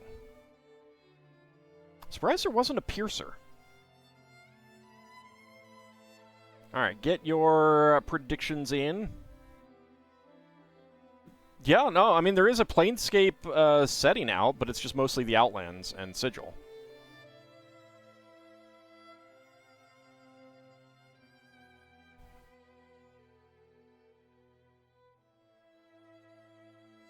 You know what a Piercer is, right? Not a rogue AI? Fairly sure that crane operators wear uniforms of some kind? Yeah, but these are all, like, costumed party people. They're all wearing costumes. Uniform does not equal costume in this context. None of these people are wearing uniforms except for that guy, but he's cosplaying as the classic policeman. But it's too late! I'm still surprised that they didn't come with it. They didn't make one.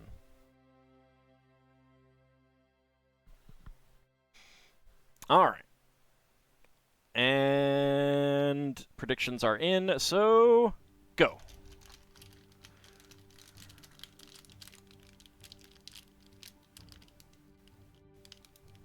Alright. Got ears. Is that... What is that?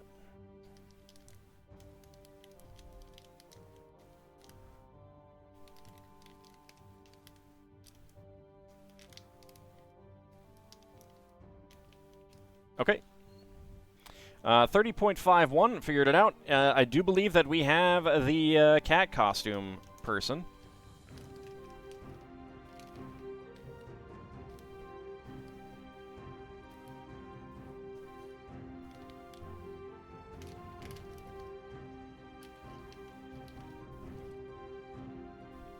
And indeed it is.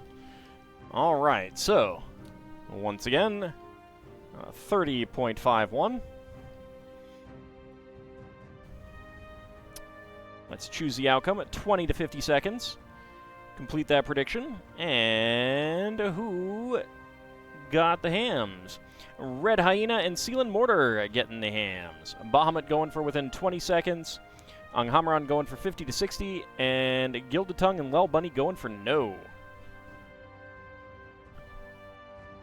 You miss Cornflakes guy? You hope he shows up again somehow? Hey, what was that?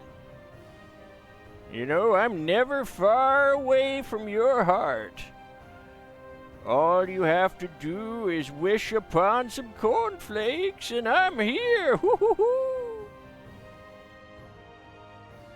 Yeah, I love you too, little bunny.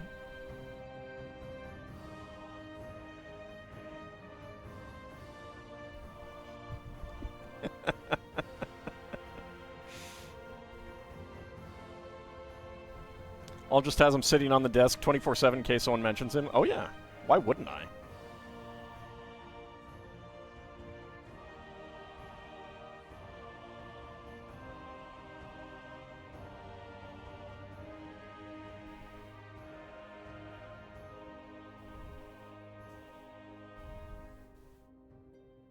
Alright, and we got a cat lady.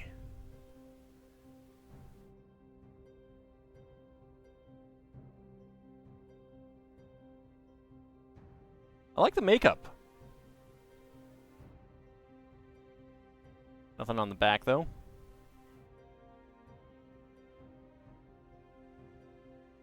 We're all ready to have a reenactment of cats.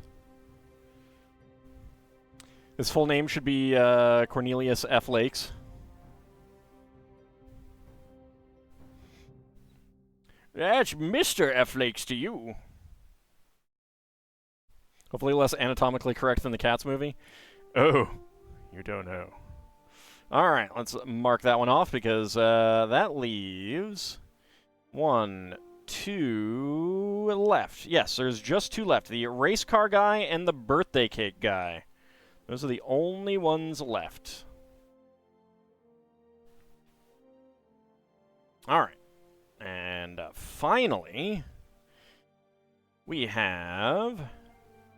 space! Get my scale out.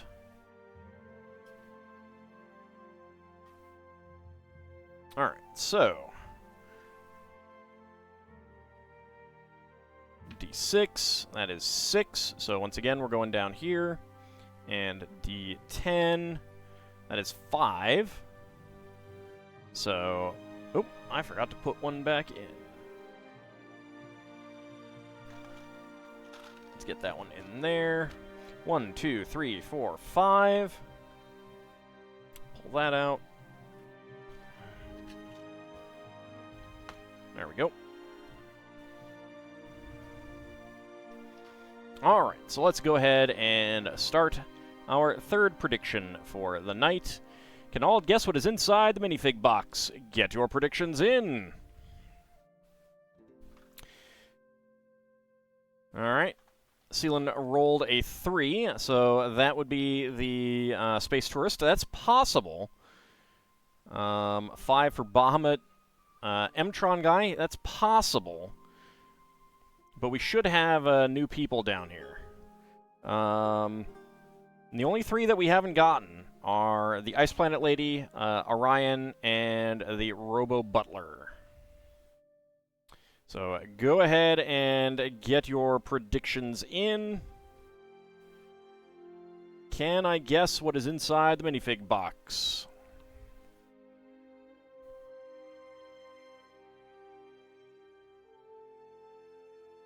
I don't know that they'll do any of the good characters. Because you notice that all the special characters in the CMF series are villains.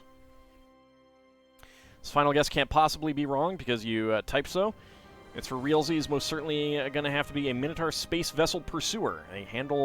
Purser. They handle money for ships and administration details in modern-day operations. Alright. 30 seconds to go. I'm pretty sure that if they do more D&D CMFs, you're going to be looking at a roughly half split between, like, monster-type character, like monsters and villains, and PC-type characters.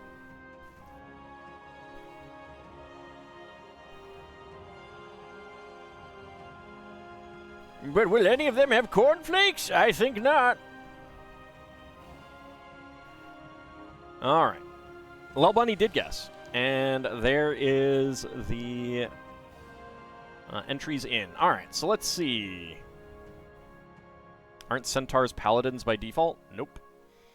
Alright, so let me go ahead and shake it.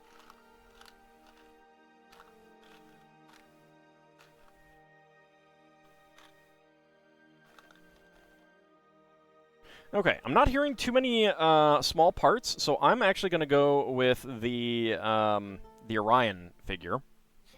I really only heard the head rolling around. There could have also been something else, which might have been the club, but we'll go ahead and see. Let me go ahead and roll the... Well, let me go do the weight first.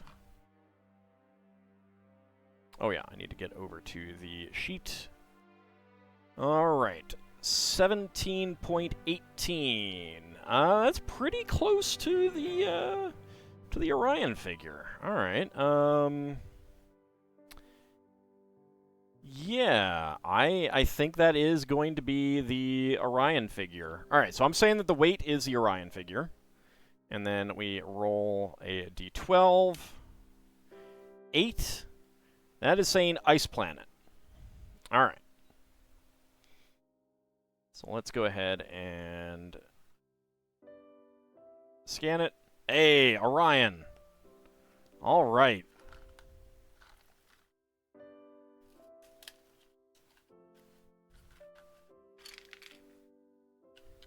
It is indeed Orion. All right, let's choose the outcome. That is going to be yes with a guess. Complete that prediction. And let's see, Bahamut getting all of the hams. Very nice. Red Hyena, Seal and Mortar, and Gilded Tongue going for yes with weight, which would have been correct as well if I had guessed incorrectly. Anghamaron going for yes with the die roll, and Lel Bunny going for no. You're going to pickle them all, you monster. You should take them back. No hams for you, sir. You don't deserve them. He's so sparkly. Where's his face? There it is.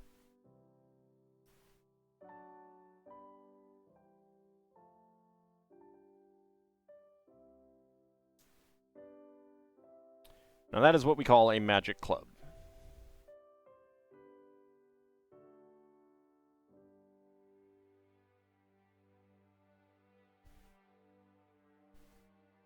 And there we go. So it's a pretty cool fig.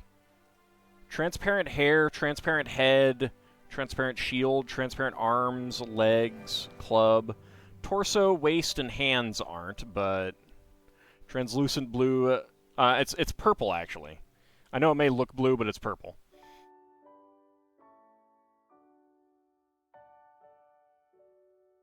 Translucent blue Bob Ross hair. Perfect. Yeah, I do like this one. This is a great fig. The torso is good too because it's like armored. It's like wearing a armored torso. So pop the arms off and you've got a good armored minifig. Like I mean, it should be bronze colored to really work as a Greek figure, but yeah, the camera, my camera is not very good, and I need a new one. I do need a new one. All right, I did complete that prediction. All right, so let's go ahead and mark that one off.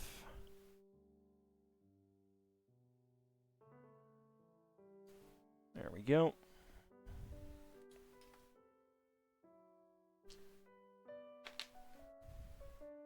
All right.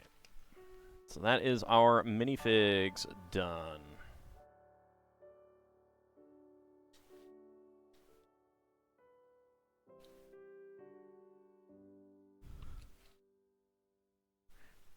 They put Yak Folk in the wiki rather than Yakaria? Like, that's what they're named for themselves. Alright. So, we are not done with the Pirates of Barracuda Bay. Alright, Sealand, have a good rest of your night. Thank you very much for coming on out.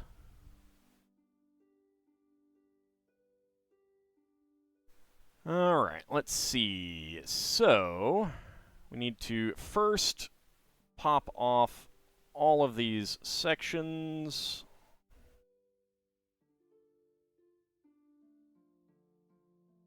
I'm going to put this back on the underside. There we go.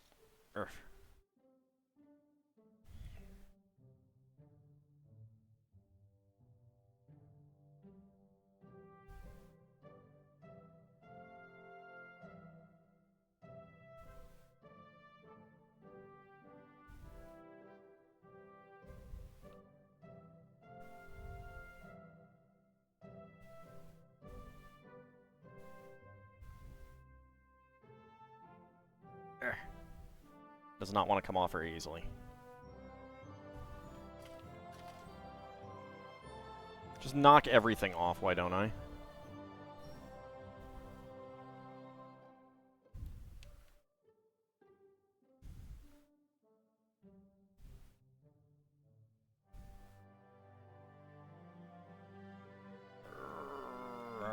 There we go. Alright. Very tight. Go ahead and leave that back there.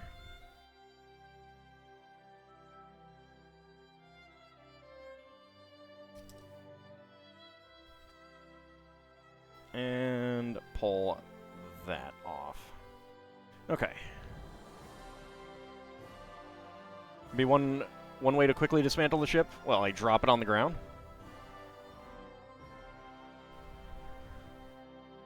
Alright, so first of all, we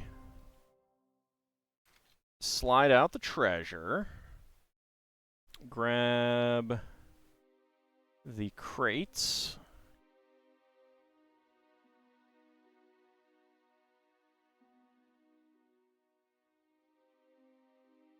but apparently not the barrel back here. Do grab these two barrels from the other one.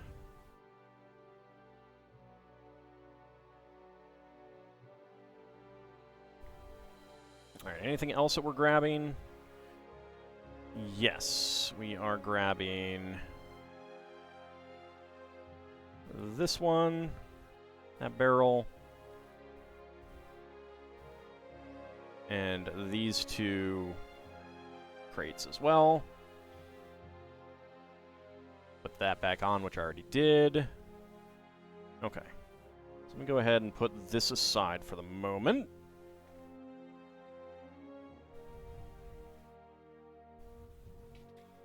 Alright, so here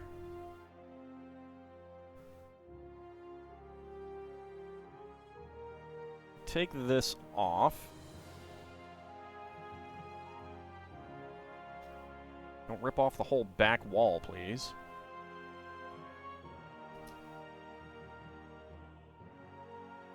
Take that off. Take that off.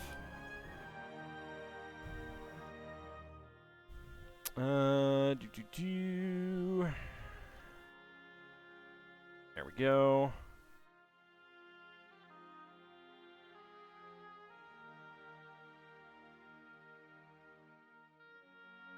Take that vine off, take the lantern there off, and this lantern off, and that off, the cannonballs off. Oh, and this one off. And I do want to take that off as well. Alright, there we go.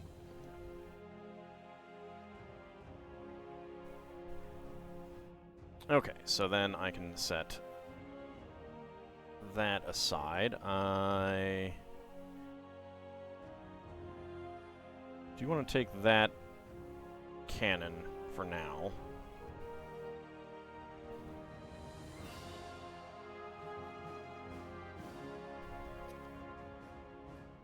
Put the stern back here.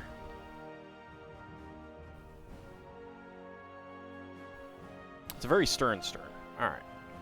I already took that off. We want to get these two 2x2 tiles off. Grab the cannonballs. Get the sign off.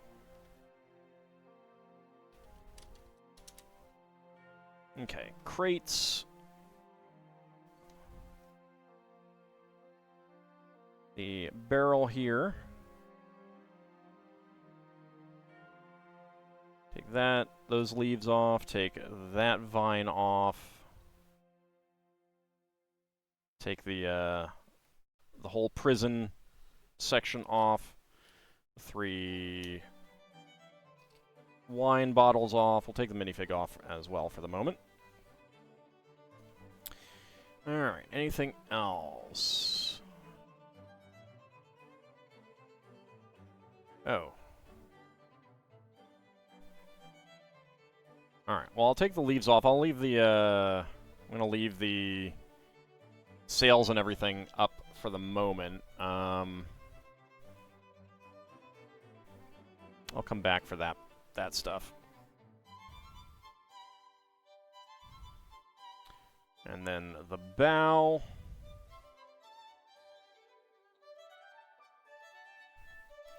Get the parrot. Get the... There we go. Get the vine. Pop the the spar off. Why not? Was not what I intended to do. Put the parrot back there because we might need it. Let's grab that vine off. Pull that out, and I need to do something to get the pin out. There we go.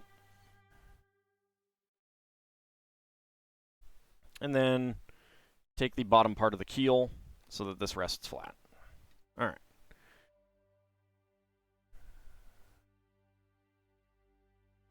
Take the ship's wheel off of here.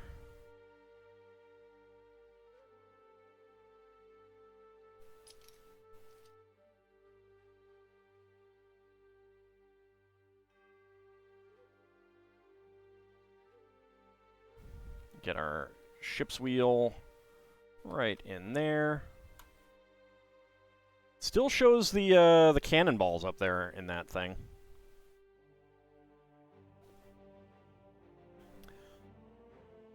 Aw, thanks, Anghamron. I really do appreciate that. Thank you very much for those bits. Okay, so stern and bow. And then we grab our last bag, bag number 15. I am going to need the rest of the sails, so I will pull those out as well.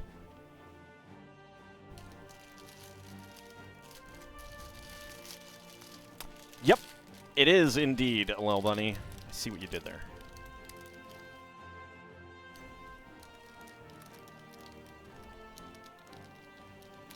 Get on out. Thank you.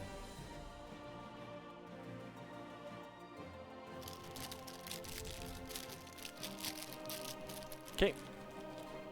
There we go. Alright. 1 by 3 to 1 by... Oops. Get it on this side.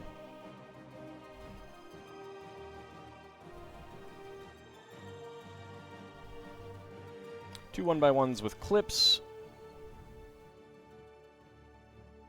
1 by 2 plate. 1 by 1 by 3. A window.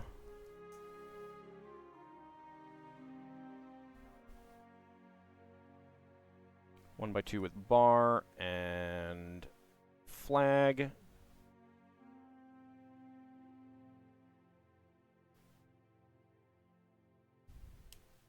There we go. Double plates and then tile. All right. Plate. Plate. Tile. All right. And that is going to slide in on the back here. Oops.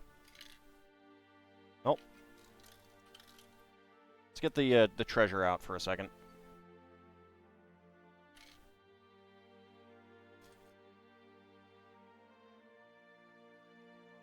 Since I goofed that up a little bit. There we go. We'll get those back in a moment. All right. So turn that out of the way. And slide that in. It's going to click onto the bar. There we go. Now let's get the treasure back in here.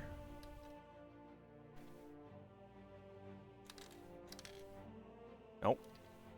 That was not getting back in.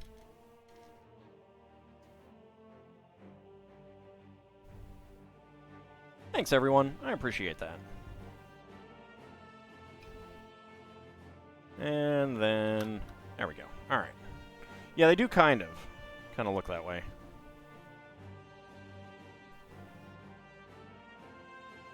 Alright, put that over there.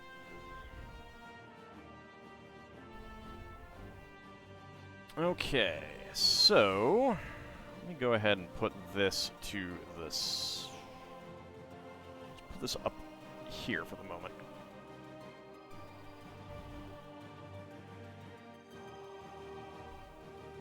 Alright, so grab the section here.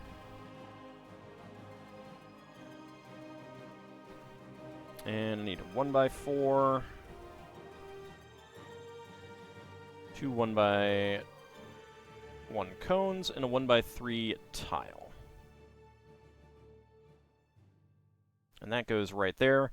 The with the ingot plate tile, ingot tile, that'll kind of keep that on just loosely, so it can be easily removed to change this back into being a the base part thing. All right, now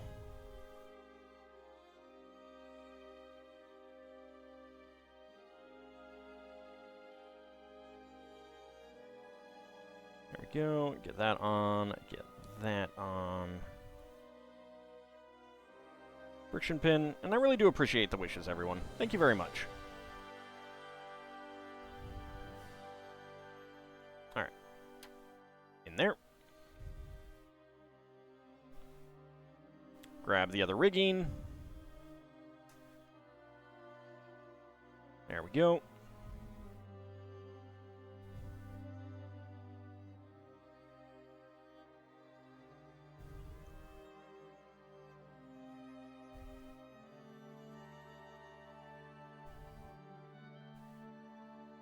get that on down here.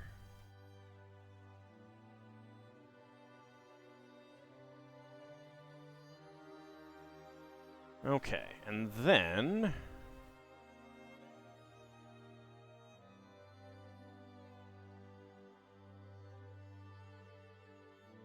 let's go ahead and move this a little bit.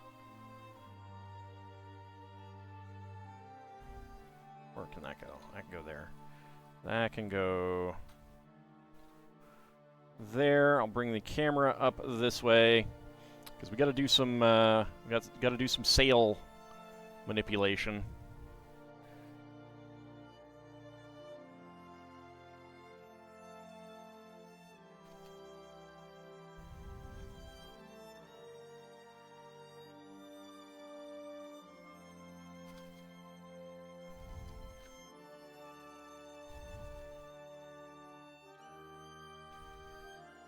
Actually, yeah, we do want to do this one first.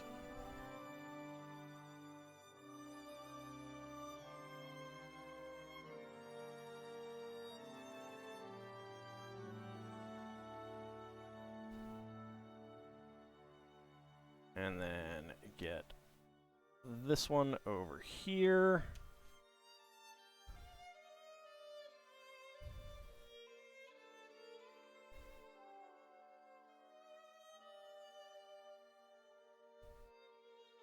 Okay, bring that through. There we go. Pull that out.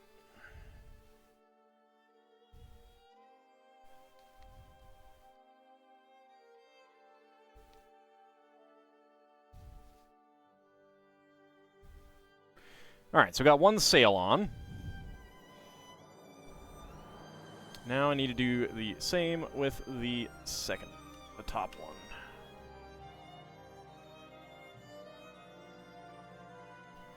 There we go.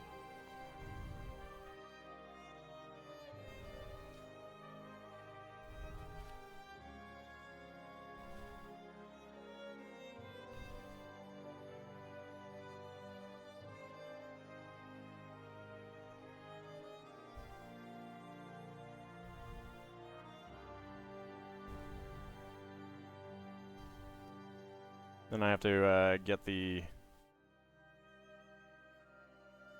middle spar ones off again. Alright, this might actually be easier if I do this standing up.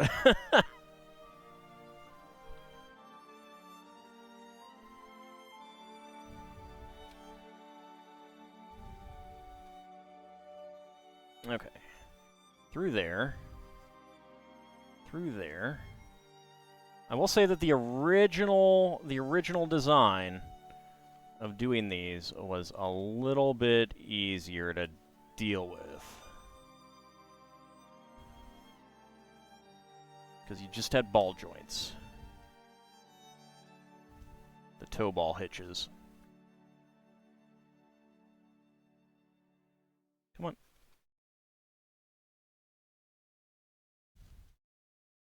There we go.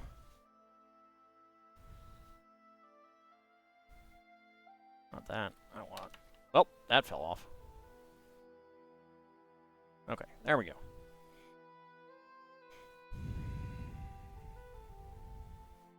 I'll get that up there. Anyway, all right.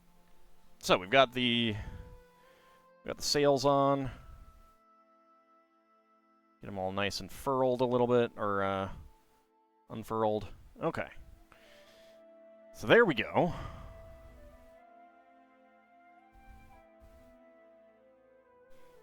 Then I need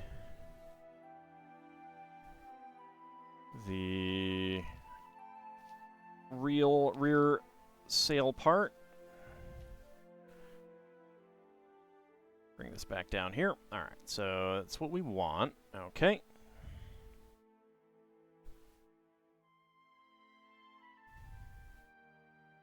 Ball joint there.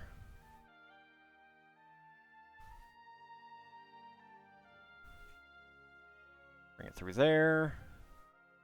Get that on.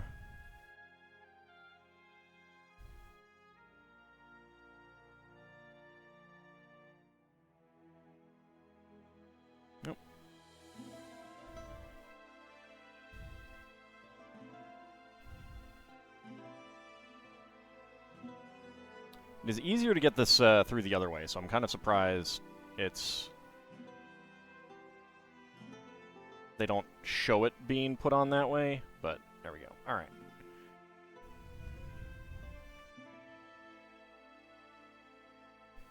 So let's go ahead and bring this back up here.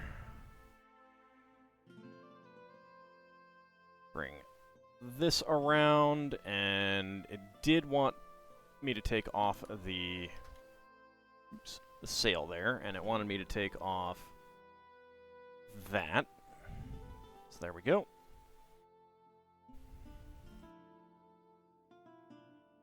So slide that on. And is it just that one? Yeah, it looks like it. Yep, alright.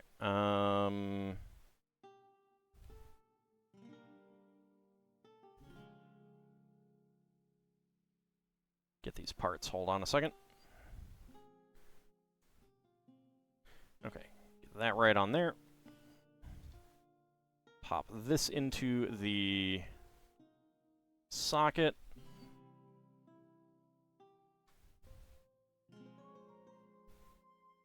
And then there we go. That is really loose though. Which I guess is okay, but it's still a little weird. Okay. Howdy, Solarian, how's it going? Oh, actually, it did not want to take the line off. It still wanted this up there. Bring it down, bring it through there.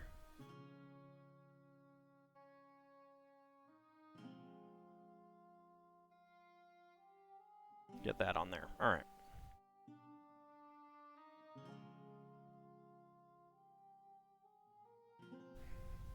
Okay, pair of friction pins in here and here.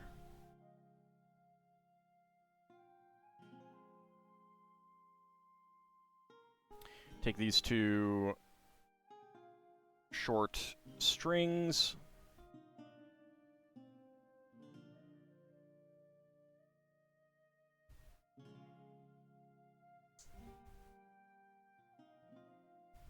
Take off one of the 1x1 cylinder plates that was on there. There we go. Oops.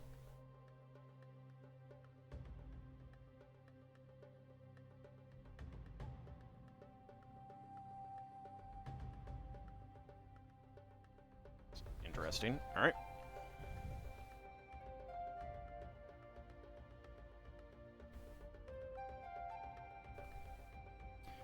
There we go. Get that up there.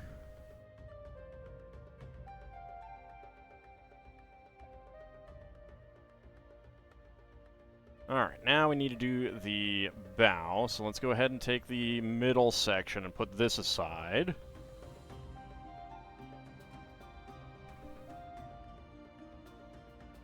Get the bow back.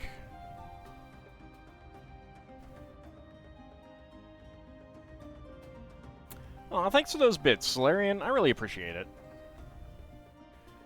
Okay, first of all, let's get down here, because we will now want to take this off.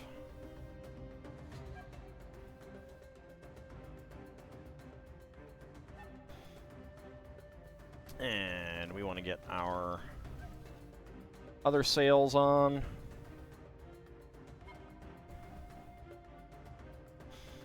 Okay, so turn that way, and I want to take out the tips of each of these with the 2L axle, because I find that just easier to get that back on.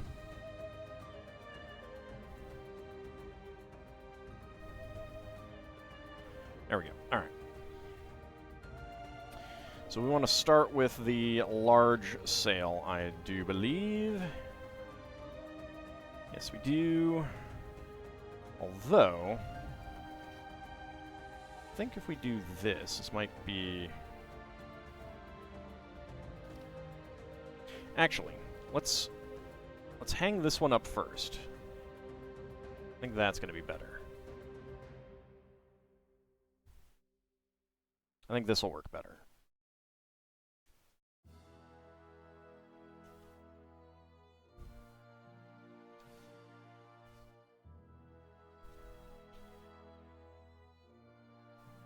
There we go. All right. So that's on. It's actually caught on the line right here, which is perfectly fine. But now, bring that through there. Connect that on. Come up over here.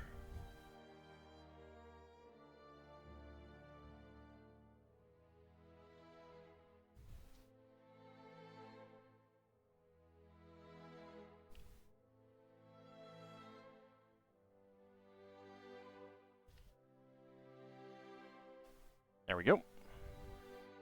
All right, then we can do the bottom.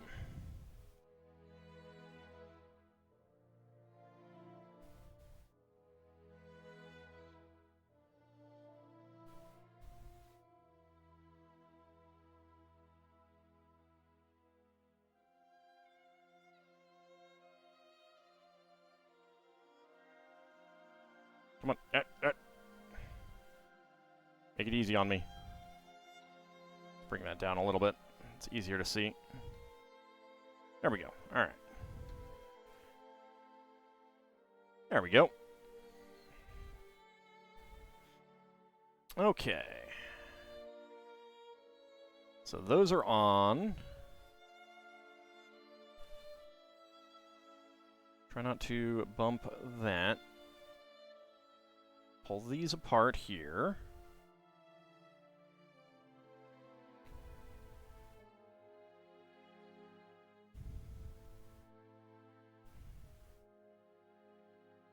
All right, so we take this one and we just feed it in here. She may have, Lel Bunny, she may have.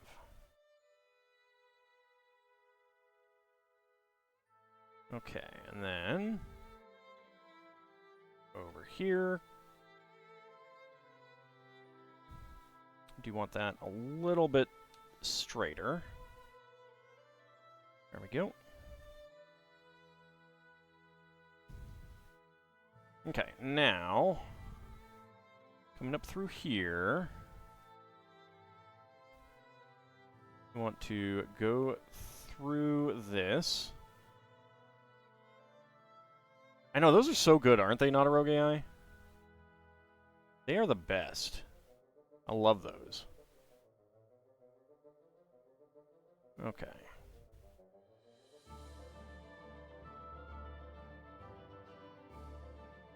And then come around here.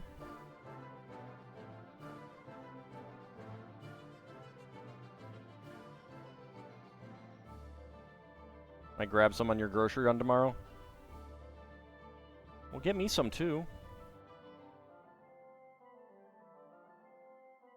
There we go.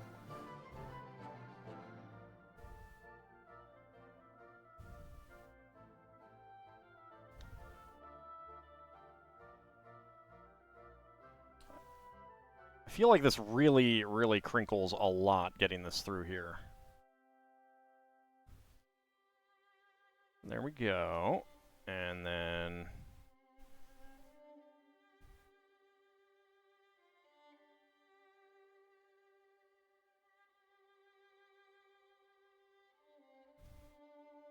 there we go. All right, so we want this one to come through the top.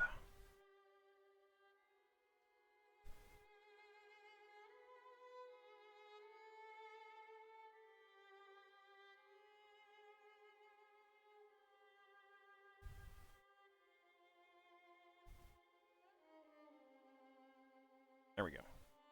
And then Connect these two together.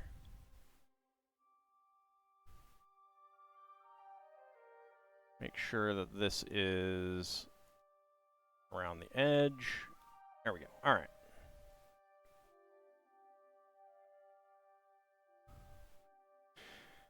Okay. That was a little bit more work than I really would have liked, but it's on there. That's annoying. It's a lot easier when it's actually string and it doesn't have those studs on the ends.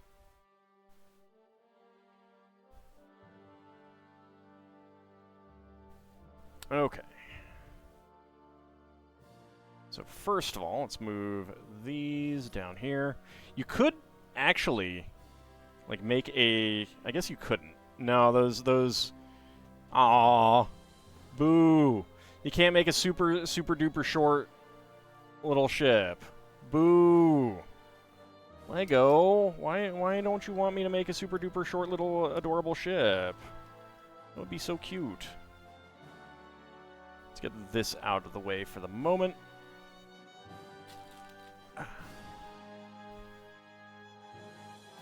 Okay, move that way. Move that way. Bring this in. Clicky click. And clicky click.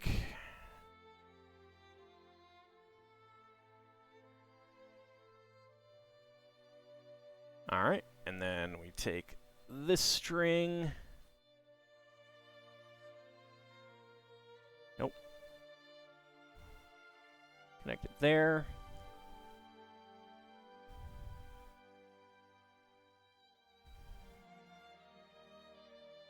Okay, and then we got some side stuff to do. Okay, 1x4 half tile. I guess this is going to lock these two parts together.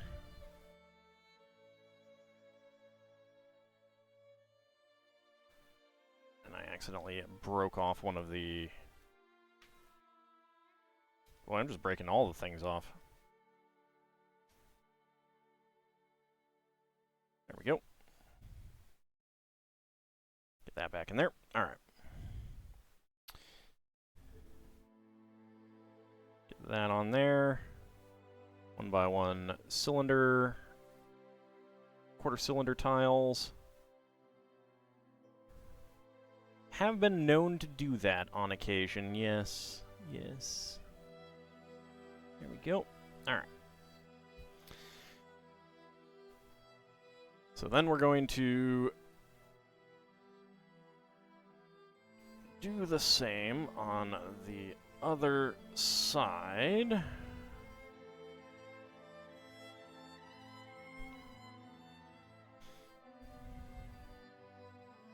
All right. How much is actually showing up?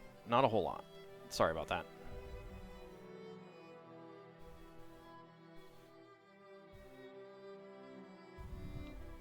Alright, so we're on this side. Snap off another stair. So I know you were going to do that. Actually, wait a second. Is that where... No. I want a back one.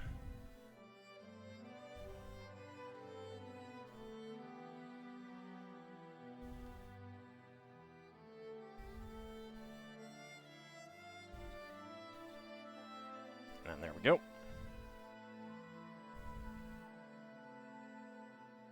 And of course, this is black, so it's not showing up all that well on the camera, but this is just going to lock in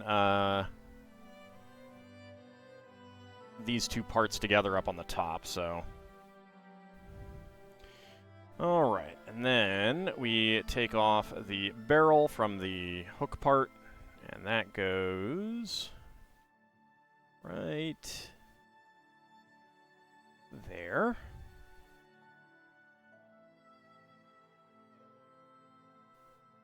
We get more things on the stern.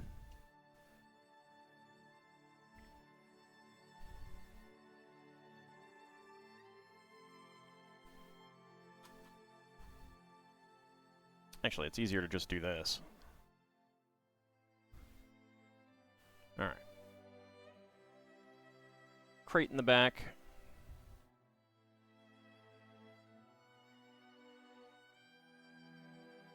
Lid right there.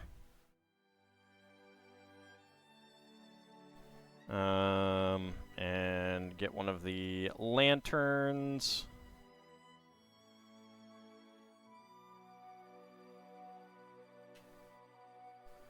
Get another lid.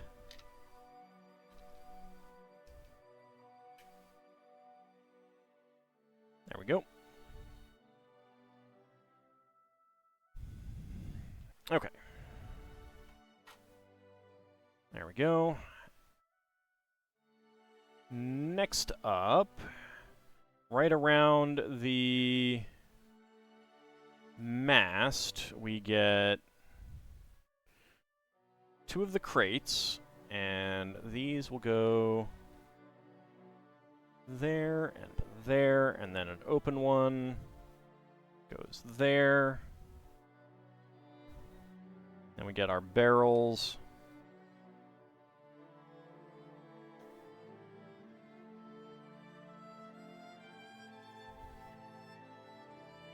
I mean, really, they can go anywhere, but we'll follow the instructions. There we go. Alright, next up. Get another one of the lanterns.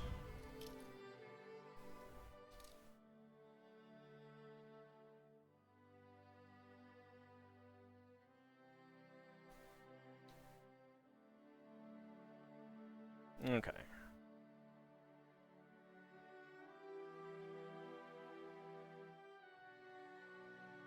Get that there. Get one of the lanterns on another one of the lids.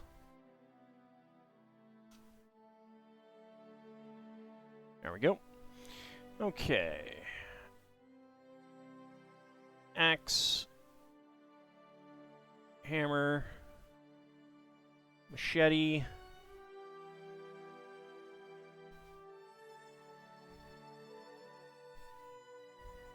Alright, now towards the front.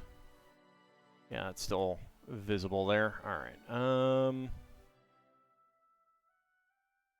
still has some of the parts on there that it said to take off, but... Okay. Get that right in the center.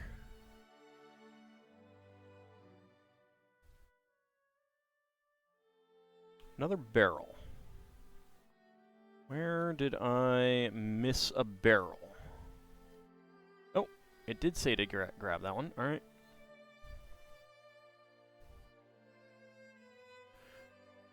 Oh, actually, it's probably this one back here that it didn't want. Hold on. Nope, it has that one there. My mistake.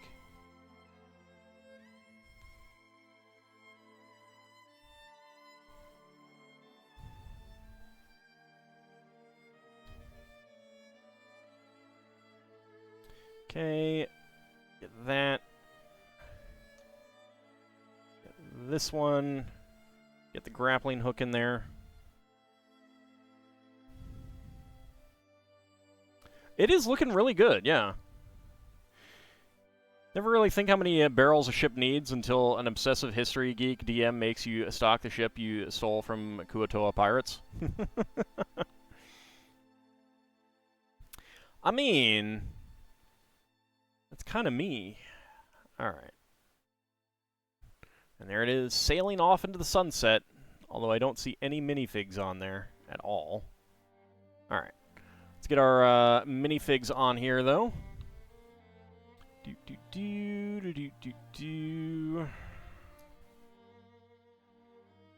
Alright, you can be back here because you've got the map.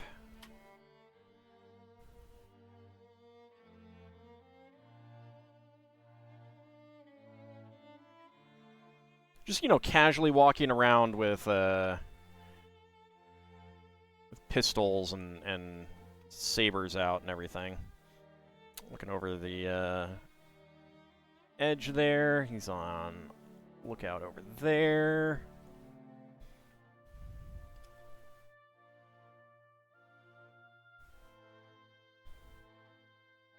Okay, they actually want him all the way up front, the little boy. On the lookout. I mean, he is a little kid. He can scramble around a lot easier than the adults can and stuff. Actually, I should take out the captain. Let's get the captain out.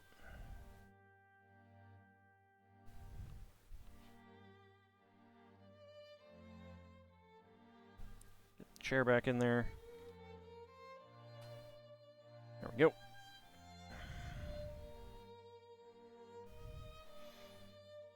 Okay, let's see, who else do we have? You and you, alright.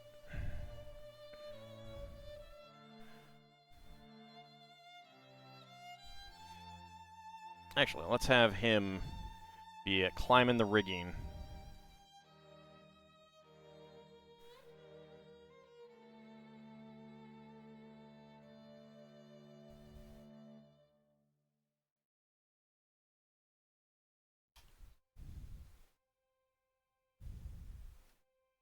There we go.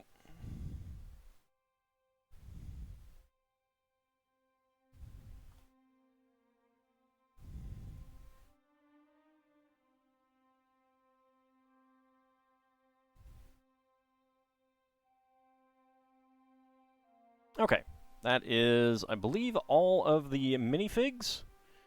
So that's pretty cool. For the playful DM that allows pretty much anything as long as it's fun. I like the players to make sure that they are keeping track of their supplies. Now, we do have a pair of other minifigs. Some old CMF minifigs that we may as well get in here as well.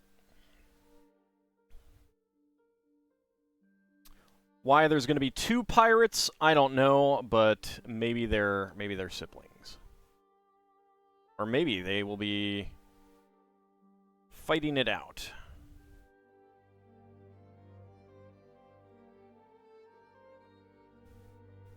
Go ahead and move that. So we can see that a little bit better. Let's see.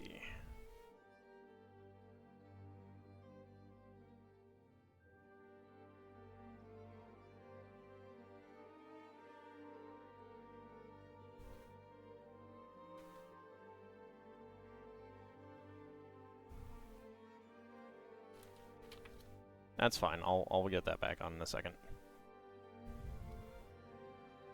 There we go. Redbeard and this other pirate captain fighting it out there, while the rest of the crew doesn't really care. Doesn't really care. It's like, eh. Very Sid Meier's pirate-like.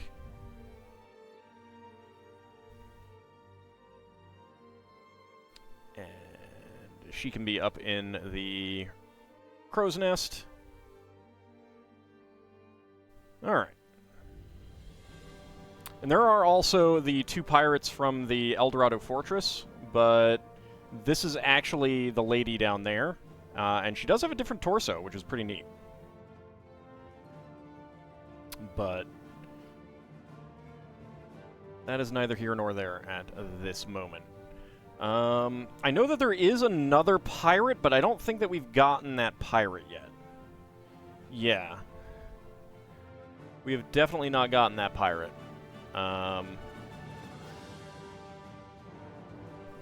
So, no pirate of that type.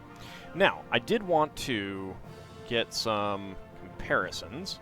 So, first of all,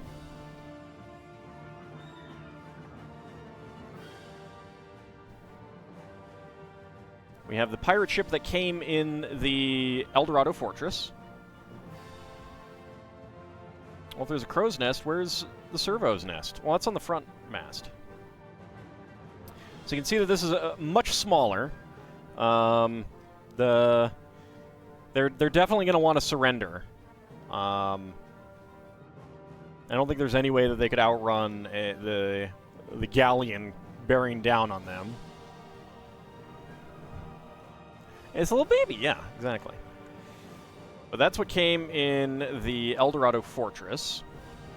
And then there's the 3-in-1 pirate ship. Let's see if I can get that one on here.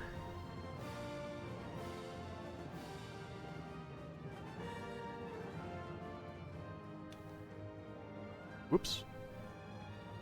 Popped that out. Hold on.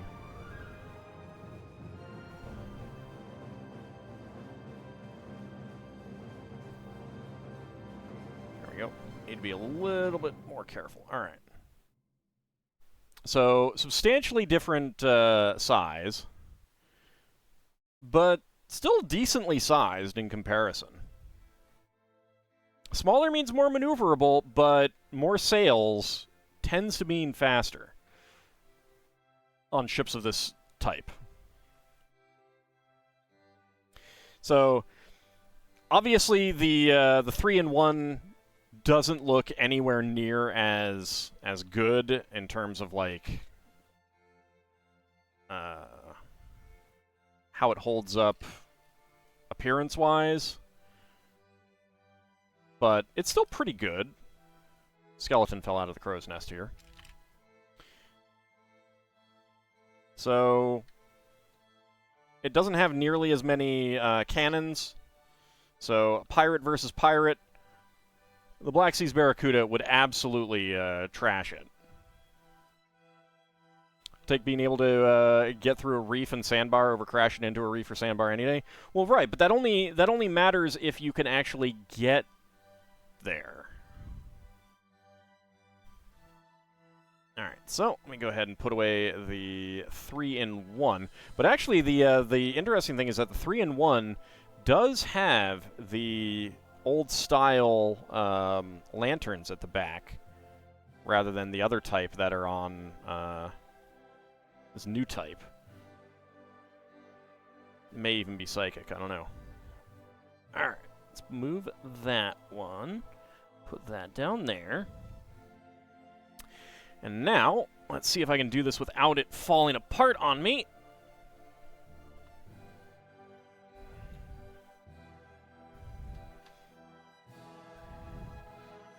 I don't know how I'm going to do this. Hold on. On the Black Sea's Barracuda, they are fabric. They're very stiff fabric, but they are fabric.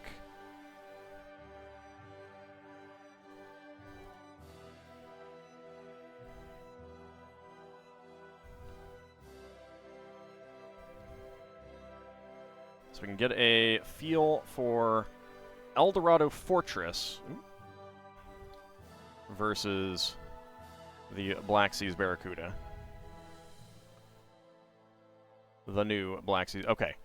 Maybe we can't get a feel for it. I think the camera is not in a great place.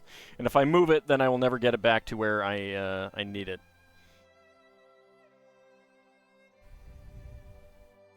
You were going to make a new type joke, but I did it. Yep. Yep.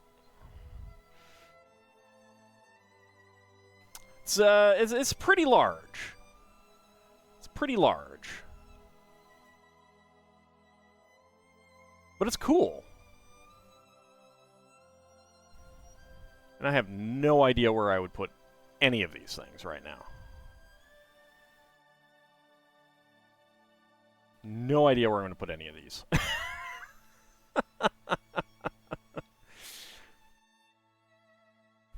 I mean, the white and the yellow looks good, and it definitely gives you a different feel. That kind of like a Adobe stucco type look that was common in that region. I do personally prefer the gray castle because I prefer castle, but yeah, it is absolutely great though. You have that problem a lot? Yeah, yeah. And then I don't know what I'm going to do with any of this stuff. I mean, we got extra pieces in the form of... Like, this isn't technically an extra piece. These aren't technically extra pieces, but... Extra pieces in the form of a black 1x1 quarter cylinder tile and a black friction pin. And, yeah. So I guess this is kind of a good angle to see as I bunch up the fabric. Yeah, so I think that the Eldorado Fortress here would definitely not stand up to a barrage from the Black Seas Barracuda. So, yeah, the Fortress definitely in trouble. Definitely in trouble. Little monkey here needs to get going and get out of there before the shooting starts. But that is the Pirates of Barracuda Bay. I hope you guys enjoyed it. I certainly did. The ship is gorgeous. Absolutely gorgeous. Can't really get it on camera at the moment because of where Eldorado Fortress is, but you can kind of see it. You can kind of see the front. I will always have a soft spot for the original one. The original one is fantastic as well. Pirate Summer has been nice. It has been. It has been. And it is a shame. Like, maybe they will do more. I mean, the fact that like we got the medieval market village, and Lion Knight's castle. Maybe they'll keep making some more castle stuff, like one set a year, like a modular city type deal. That would be awesome, but I don't know if they will. I don't know if the market is there for that, but I could hope. More pirate stuff would be cool too. Although, I kind of need things other than big ships. Anyway, that is going to wrap us up this time. When we come back next Friday, we will be building either, and I need to go back and look to see which one came first, because I don't remember it. Either the motorized lighthouse. Actually, I think that one was the one that came first. So I think the motorized lighthouse is going to be what we work on next week, followed by the Orient Express. So those are quite exciting. When is the next big ship build? I don't know that I have any other ships to build. So I do technically have another ship to build, but it's not pirate. It's town. That would be on a Wednesday though. I would do that on a Wednesday. It might come next Wednesday, but I might do something else too. I don't know. But next Friday, we will definitely be working on the motorized lighthouse, so I'm looking forward to that. I hope you guys are as well. Following that, we will work on the Orient Express. So I want to thank you guys for coming on out, and we will be back next time. See you then, everyone.